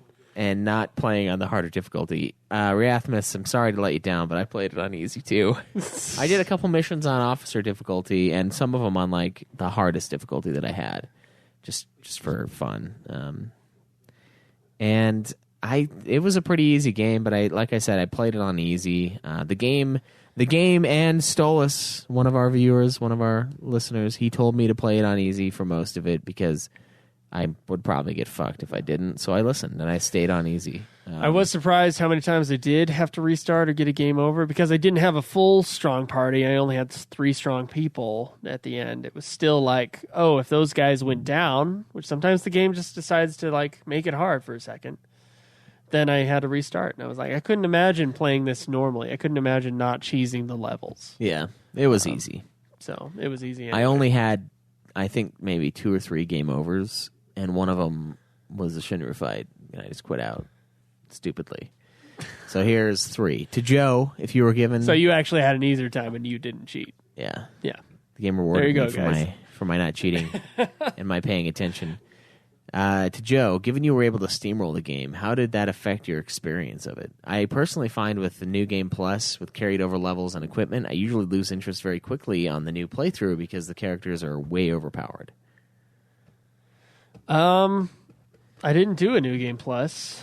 Well, he's comparing... Oh, he's comparing how easy the game was? Yeah, how steamrolling. How, like, you can steamroll it. I mean, I some of this could be in context of having just played Vagrant Story, and I did just beat Bloodborne, and I promise you, Vagrant Story's final boss was harder than anything in Bloodborne. Not even fucking kidding. Not even fucking kidding. Don't look at me like that. Anyway. Fuck you, Cameron. I played the game. Here's the deal. Because of that, having a nice, easy game, and a game that's just fun, dodging and attacking and dodging and attacking. It was good. It was a good time. So, yeah, I don't think it affected it negatively. I don't think so. All right. Some games it would. It would affect it negatively. You just steamroll, but because this is still an action game, there's still things that can fight the guys that are over-leveled. It was still fun. Yeah. How did you find the Alexander summon scene? I thought it was the most epic summoning sequence in the series. Forgot to talk about that. That was actually really fucking awesome. Because Alexander came out and he just zapped the fuck out of all of the enemies. It was just like huge amounts of death being cast down. It was pretty fun. It reminded me a lot of the Sin scene from Mushroom Rock, where everybody gets disintegrated. Yeah. That's a similarly pretty or like epic a 15 scene. summon. Yeah. I wish this would have been an Alexander in 13. That would have been awesome. Yeah. It's fucking... Everything blows up. It'd be good. Yeah, it was good. It was a good cutscene. I still think the best cutscene in the game, though, is the Dying Chocobo. Yeah. What did you think of the role of Lindsay and Pulse in the mythology of the universe? They actually play a huge part in the lore of the games, although they are almost never mentioned, and you only see them in FF13 in the lore section of the data files, and as Bunavilza's dual scythe weapon in Lightning Returns, and at the end of the second playthrough of Type-0. I don't think of anything of it because I didn't play the game I was twice. like, I don't know. This game, though, I will say, I'm going to bring up the lore. Lore deep dive. I kind of like that they kept 15 separate from this universe, and they almost did it with this game too, because Type-0 doesn't really fit anywhere in the timeline of Final Fantasy 13. It's more of like a spiritual connection. Like they have similar things about them, but that's where it ends. And I'm kind of okay with that, because 13, that trilogy is like it's overburdened with too much terminology, overburdened with too much shit going on. It's not fun. It's just too much. And Type-0 sort of takes a back seat and says like, well, we're gonna have the Lassie and the Fal'Cie, and that's kind of it. We're going to have the crystals, we're going to have the power, and we're not really going to dive into nearly as much of the lore that 13 has, and I kind of like that they went that way. And I think 15 honestly probably could have been in. It probably could have been in the universe with it, and I guess I don't really see where there would be a problem with that. I mean, if they kept it the way they did with 15, where it wasn't down your throat, it wasn't like a ton of information that you don't give a fuck about in the very beginning of the game, and then it seems useless, and there's data files, and you got to look shit up, and it could have done it and not actually worried about it. So I kind of liked that in this game. I kind of dug that it was connected, but it wasn't connected at the same time. That's all I can say about the lore and mythology of the universe. Because don't ask us those questions on games that obviously the story doesn't make sense, and you had to play a second playthrough. Come on, did you think we were going to? I wanted to, but I didn't have enough time because I did optional shit. How did you guys find the magic system? Although you would need to grind quite a bit to make full use of it. I liked it. It kind of felt like 15's like nuke damage because some of those spells did a lot, but it wasn't nearly as epic and it didn't hurt you. So, I thought. It was because there were 3 different types of magic, like 3 different casts. There was like one that was like a grenade, and then there was another and it would just like hit the floor. Yeah. And then there was another one that would be like a cannon, and then like another one that would be like a steady bullet. I couldn't figure out the differences between those. I didn't use it enough to figure out what the differences between them were. I just found myself frustrated when I had to use a magic attack in one part and be like, oh, it's hitting the floor and this guy's an air guy. Awesome. Okay, now I know I have to go back into the menu. I have to restart and then go back into the menu and change that shit. When, of course, my main character that I was using was Whip Lady, and I'm trying to fight a dragon that's flying around. Not great. Not great. Not a great situation. So if that was a little bit more clear in the menu system, and if it was used more, I could have a good opinion, but I really don't. I didn't use the magic enough to get into it. I thought it was fine. I leveled it up. I did what I needed to do.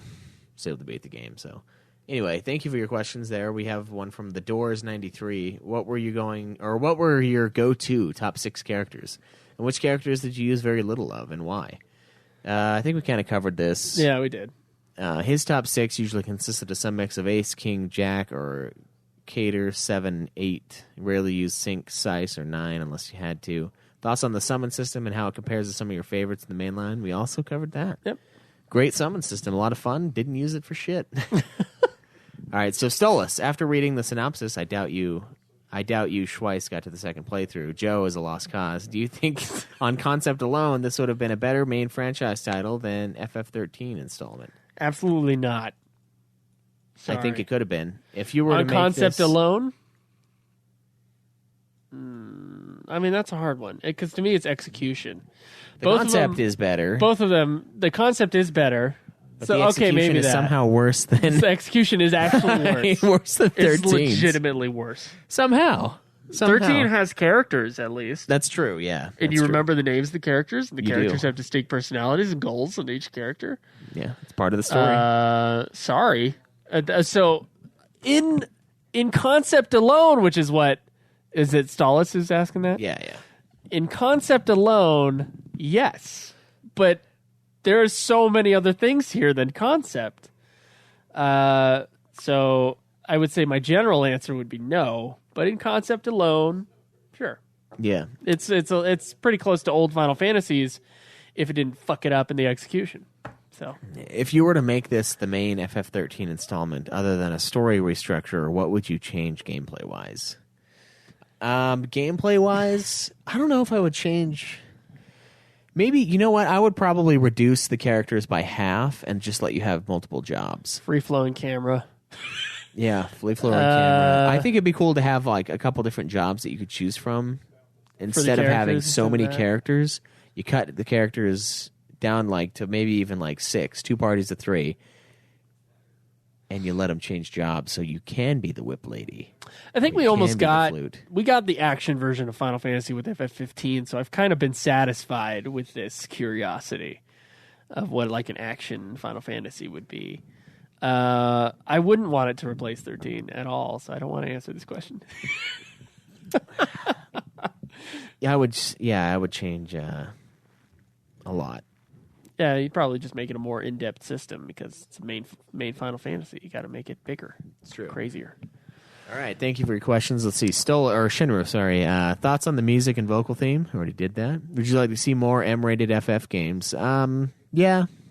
Yeah, I do like the more mature FF games. I think 15 did it better, but Yeah. certainly in this direction, sure. Do you think the violence, gore, and darker story fits the FF series? Yeah, but the really lighthearted characters in between don't really do much for me. They're there throughout the whole series, though. It's like a thing that you have to have, like Palom and Porum. Just ever since then, it's just like You gotta have it. you got to have some kind of dorky little thing, lighthearted thing. I think it fits the Chocobos, series just fine. Moogles. I don't think there's a rating that fits the series per se. So I No, think it and works. it's not like it's not Mad World or Hitman or something like that. Yeah, It's not something real crazy. fucking nuts. So I think it fits it just fine. It's just like, it's kind of like Logan fits the X-Men movies, but it's like way more violent. That's the only Way more difference. awesome. And it's a much better movie than all of them. So there you go. Yeah. So why do you think Square Enix? But this is delayed- not a much better game than all the Final No, Fantasy. no. That's the don't confuse that. What do you think Square delayed the PSP release of the original version of the game for so long? They never released it for PSP in the West. I don't know. Maybe they saw the backlash to FF13 here in the West. I don't know if that backlash is in Japan. I have no idea.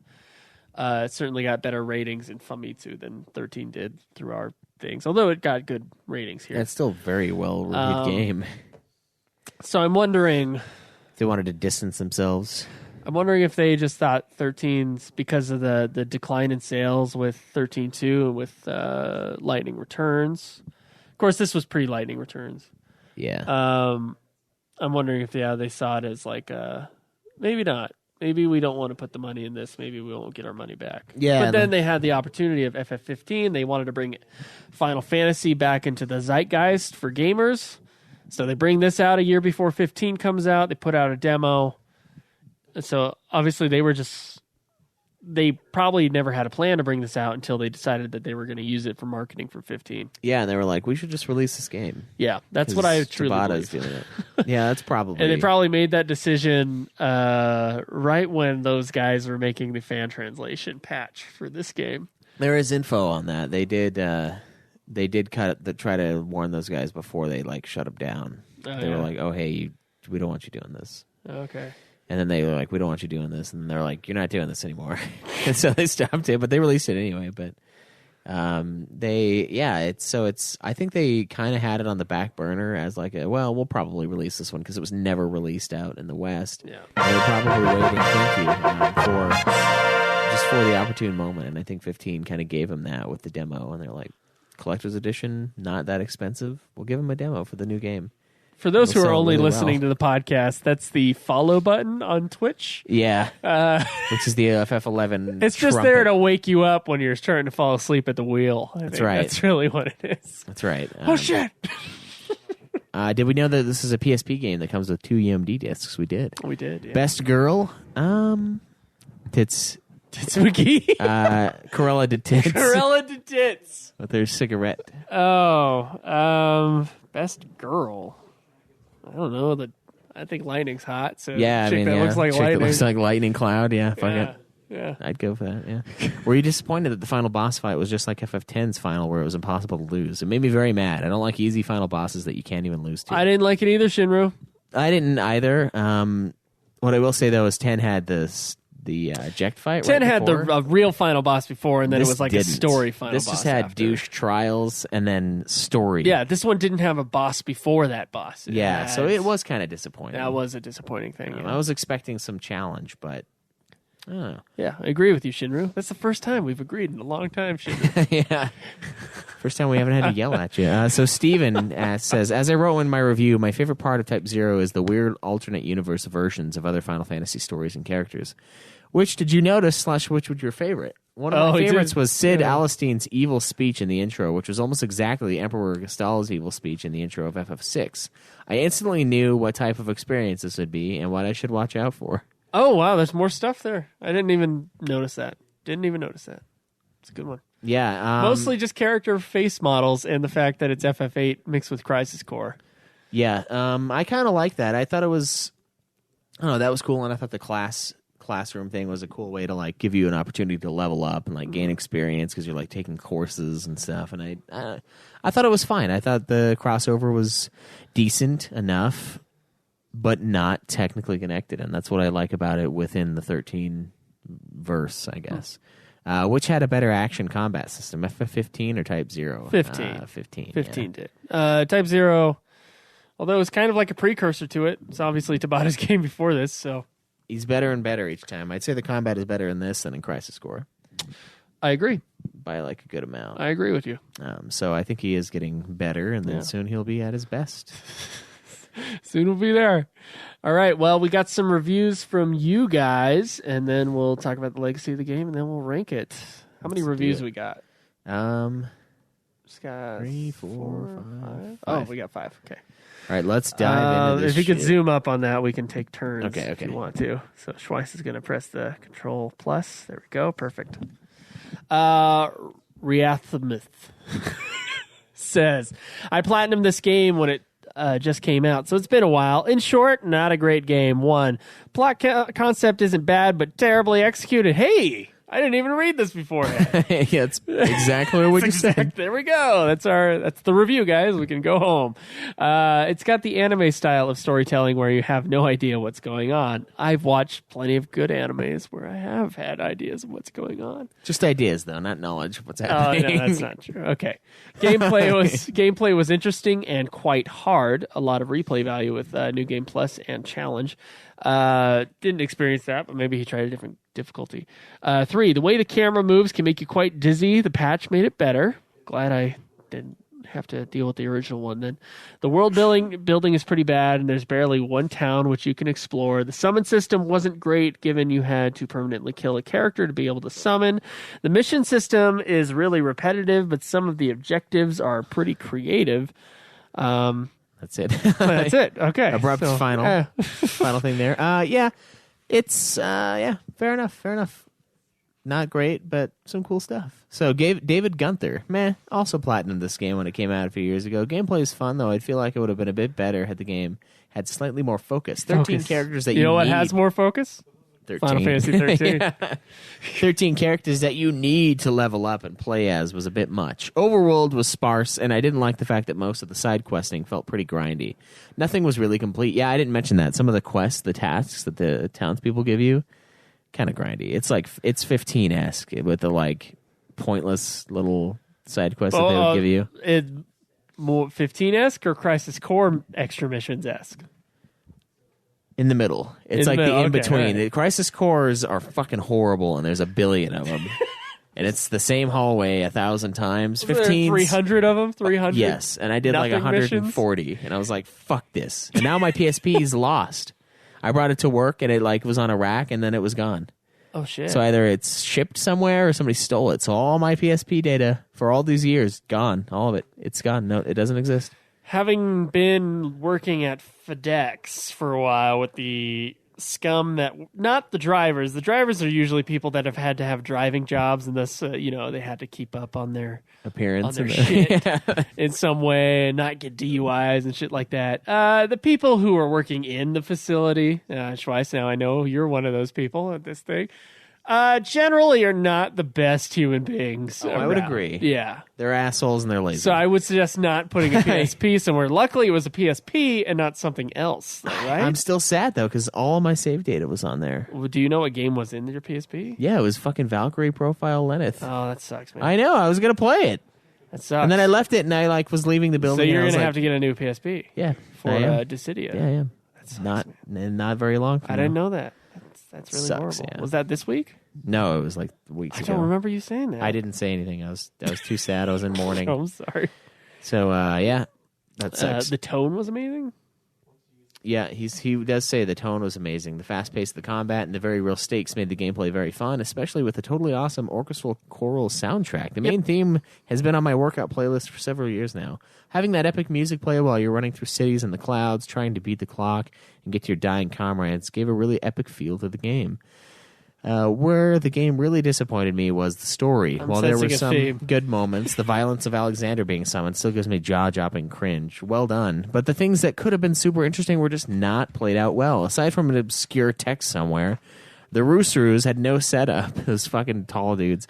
Even just a few hints about it throughout the game would have made it a much more powerful moment instead of a Deus Ex Machina that's the world is going to end and everybody's going to die because we wrote ourselves into a corner.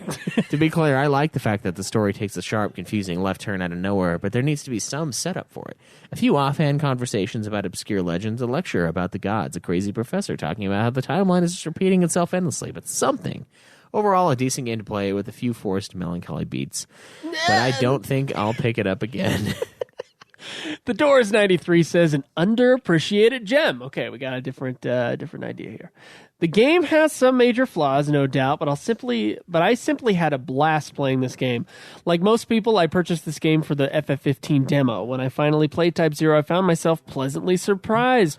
I absolutely love the battle system. While very simple, it is also very fun. A very refreshing experience for those looking for a change of pace from the classic turn-based style. I still can't believe they took out the multiplayer for the PS4 port. The game just begs to be played with friends. It really does. It would have been awesome to do that. I mean, wow, the soundtrack is incredible. Honestly, my favorite music of the whole series next to both FF9 and FF7. I can believe that. The soundtrack is very good. The music does an incredible job at making the player feel the emotion and tone of the game. While confusing at times, I enjoyed the story a lot. The game reintroduced a lot of turns from FF13, but made them more interesting, to me at least. Now, I will say, though, the character development is absolutely terrible, as well as the voice acting. Not too surprising, though, considering you have an insane amount of characters to manage. I did like the throwback of the open world map, but it left a lot to be desired. Overall, this game gets a solid 84 out of 100 for me. That's a very specific number there. Yeah. Okay, there you go. Stolas, when I see that this was making a translation from mobile to PSP, I was excited. I like how this FF was going to be a darker FF, like FF versus 13. After playing and completing it when it made its transition to the PS4, all I can say is it's a hot mess. The HD remake was really poorly done. Seeing a PS4 high-res textured model that has subsurface scattering next to its PSP counterpart in scenes is jarring. The gameplay is a lot of fun, especially at higher difficulty levels. I mainly used Rem, who is a beast at higher levels and has her death-imbued weapons equipped. I had a death weapon for Ace, but I didn't equip it. Ace, Trey, King, Queen, and Sice. The story was definitely a Tabata production. Most things happen off-screen if they were explained, and the emotions in certain scenes don't fit. The ending is prime example. I generally like the lore, and I think its concept is actually stronger than FF13. Both titles have to deal with fate and destiny, with gods intervening. I think it handles that idea much better, and it's a shame that the way the story is just a shit show. Having an overworld map again was nice. My only gripe was the airship being terrible, another Tabata trademark. Entering the defend town's overworld missions, sometimes having to deal with the distance where enemies were attacking was a pain in the ass. Overall, I like the game, even though it has glaring flaws. Replay value is really high. For instance, if you beat every mission that includes the super boss, in Finis mode, you unlock Lassie mode for all the characters. So you become a Lassie. That's cool. Pretty bitchin'. All right, Steven says, Type-0 is an intriguing alternate universe view of the Final Fantasy series. As the only real spin-off of the Fabula Nova Crystallis project, it's packed with references to FF13, but many other games are featured as well. This ranges from the obvious Crystals and Lassie to the very subtle. 7 is obviously lightning from 13, even sharing the same voice actor. I didn't even know that. Wow. The energetic Monk 8 was based on Zell from FF8. They even have the same birthday. Dr. Arecia is Adia. That's right. I did make that line. That's why I called her the sorceress / Krilla de Villain. Yeah.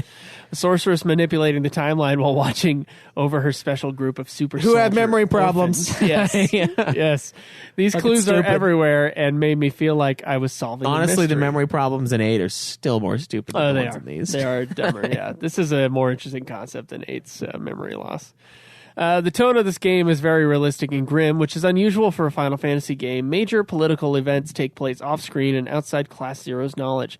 War documentary-style cutscenes remind the player how many thousands of people have died. A lot of fucking people are dying, by the way. Enemy soldiers talk about their starving families. The efforts of Lassie, immortality, and the consequences of summoning Eidolons are portrayed not as heroic sacrifices, but as pointless, inevitable wastes of life. It's chilling storytelling, and I loved it. Yeah, that was one of the themes, though, is like they were invading the other lands because they were running out of shit. So they needed it. Huh. That's interesting. Okay. Yeah. In terms of actual gameplay, Type-0 is obviously a PSP port.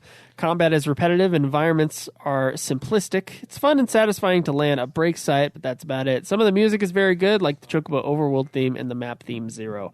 Overall, Type-0 is not a great video game, but as a weird spin-off story, as a retelling of the Final Fantasy universe for diehard fans, it was wonderful. Okay, those are our audience reviews. Schweiss, what do you think this game looks like in the public imagination now? Well, I'm looking at it on PlayStation. What is the legacy of this game? On PlayStation profiles, I see here that 104,248 people own the game that have linked their accounts. 17,410 of those, including myself, have platinum. Oh, that's a big platinum percentage. Yeah, 30 or 16.7%. It's kind of high. 38% is the average completion. So, based on that, I think a lot of people bought this game for Final Fantasy 15's demo, like us. And I think a lot of people played it and they thought it was an all right game. So I think overall in Japan, this game is fucking loved and they blow it. And now that we have it in the West, they probably are like not so big on it because we're not big on it. And they don't want to seem like the assholes. We also got this game 7 years late. They don't want to seem like the assholes that like that shitty movie that everybody else knows is shitty. And they finally find out that they're the only people that like it. So now they probably don't care about it. For me, much. that's X-Men 3. Yeah. I love X-Men 3. Fuck you. I think it's great. Yeah. Another X-Men reference in this interview.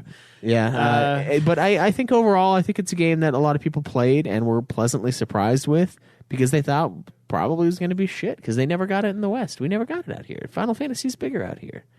The mobile stuff is certainly bigger in Japan, but I mean, why not send it here? You sent Crisis Core here.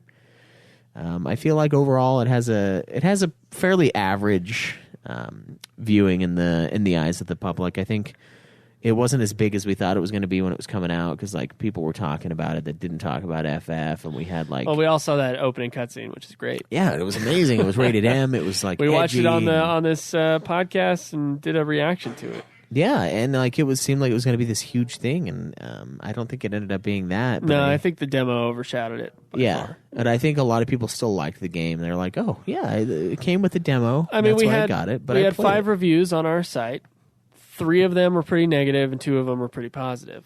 So I'm guessing somewhere in the middle. It's kind of a game, which is honestly about where I'm at with it. Yeah, me To be too. honest, I think it's really fun to play. It's a pretty fun game to play. I don't know if I'd like just keep playing it. It's like DMC or Doom 2016, where I'd only want to play that for the rest of my life.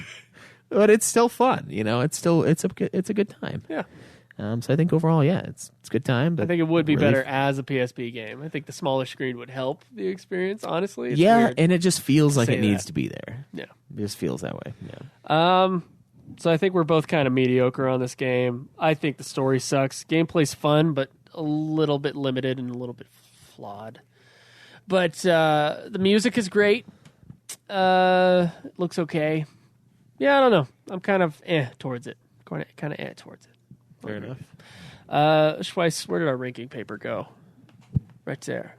Yep. All right, you go Okay, first. this You is put yours. this is our final ranking for Fabula Nova Crystallis. Yeah, otherwise known as you will not know what the fuck is going on. That's the rough English translation.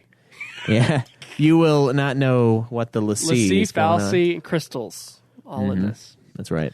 And And lightning. lightning. Lightning's in all 4 of the games. Okay, so these were our original rankings at the end of Lightning Returns. Yeah. I had Craig find this while we were in between segments. 13-2. We both have the same rankings. 13-2 as the best game of the Fabula Nova Crystallis series. 13 right in the middle there, and Lightning Returns taking up the bottom, even though it has fucking great gameplay. To me, I these are kinda all feel pretty sad close about to that. each other. Yeah, they really are. That's the sad thing about this list is like they're pretty good. Like, I mean, as far as how fun they are to play, all 3 of them are really fucking fun to play. And they all have problems, but They all have major problems, but I think 13-2 is, I think it's the best one that has like the best story and the best gameplay out of all of them. 13 has maybe not the best execution of the story. I think it is better than Lightning Returns. Yeah. Or Type-0. Yeah. But it still has really big story problems, but the gameplay is so fucking good. And because it's a main series Final Fantasy, the size of it that you can really feel. Like that big cutscene with the fireworks and shit and the in-game graphics. It's a PS3 game. It's old now. It's almost 10 years old. It still looks fucking amazing. Especially the environments and stuff. Now, it's limited, but I think it's got the epicness of a main series Final Fantasy game that you don't get with its sequels at all. Yeah. So they get cheaper and cheaper as you go along. I think that was my explanation last time, and I think it's still my explanation of why I rank 13 above 13.3 or Lightning Returns. Yeah. I still put Lightning Returns just under 13.3. Story's confusing as fuck. Really fucking stupid ending. Fucking stupid ending. But, God, it's just the gameplay is so great in that game. Type-0, though, guys, there's things about it that would be better than 13. Like Crystallis said, the concept of the story is better than 13's concept of a story. But its execution is horrible, and I think its execution is worse than any of the other games. Maybe its ending is less stupid than Lightning Returns. Oh, yeah. But the gameplay is nowhere near it. It's not as good looking as any of the games. It might be on par with Lightning Returns. Lightning Returns is not a great looking game. The music, I think, is really good and is like it's more in my sort of realm as far as like what kind of music I like to hear. But I think the music's good for all the games. But I'm going to say Type-0, its gameplay is not good enough, and its story execution is not good enough for me to rank it above any of the other three Fabula, Nova, Crystallis games. So Type-0 is in last place for me. Yep. That's what it is for me, too. Okay. All right. There's no way I'm putting this above Lightning Returns. That gameplay is too good. It's the best one of the best in the series overall, like completely. It's super fun. Story sucks ass. This one sucks too. Gameplay is not as good, so I can't put it above Lightning Returns. 13's better story, better execution, still great gameplay, still better gameplay than this. 13.2, great gameplay, good story. That's how it is. Yeah. So Fabula, Nova, Crystallis is over, man. We finished another subset of games. We just barely finished one. We're done. Schweiss, this is the last game that's related directly to another game in the main series. Now it's just spin-off series. It's series only of spin-offs now. Yeah. It's crazy. We've reached another milestone, guys. It's true. We just barely reached one. Now we're reaching another one. Yeah. Tearing it up. All right, so I'll reiterate the rankings again. We both have the same rankings. 13.2, best in the Fabula Nova Crystallis series. 13 following that. Lightning Returns following that. Type-0 taking up the rear. That's right. That's where it deserves to be. But I liked all the games, despite having like major flaws with every single one of them. Yeah, pretty good series. Except for 13.2. But 13.2, yeah, whatever. I'm done. I'm done talking about it, I think. Yeah. I think it's all... I had fun with all these games, though. That's one thing they all share is really There's fun. nothing as bad as Dirge of Cerberus in Fabula Nova Crystallis. Nothing at all. Yeah, but yet nothing as good as FF7. So that's also true. Yeah. right there, right in the middle. Wow, what a messy little time known as like 2009 to 2014. I know, no kidding. They do these weird little projects every once in a while, and we're gonna have to do the rankings of like the 7-verse, the Fabula Novala, the fucking... And just like we're just the rankings? Yeah, the rankings. Sorry. Sub-series. The universe rankings? Yeah, there you go. So like the FF4 series... Well, I think it would be unfair, but we should do it. Do we include Spirits Within because it takes place on Earth? Probably. I would include... Yeah, you know what? Yeah. I think should be main series against like Fabula, Novala, Crystallis, and then against like the other sub-series of games. That would be fun. Yeah. All right. Well, I think that's it for Type-0. I would tentatively recommend this game. But there's way better games. Play God of War instead of this week if you're going to play a game. That's in this kind of realm. But It's all right. It's all right. It's a quick plot, so if you want to do that, you can. Okay. It's worth it as a Final Fantasy player, but there are better ones out there. Well, I think that's it for this week, ladies and gentlemen. Yeah. Is it not? No, it totally is. Okay. I'm just waiting. Make sure we didn't forget something. Yeah, make sure to catch us next time. We will be talking about Final Fantasy Crystal Chronicles And until then, though, as always, enjoy the multiplayer with the bump of chicken drummer grind.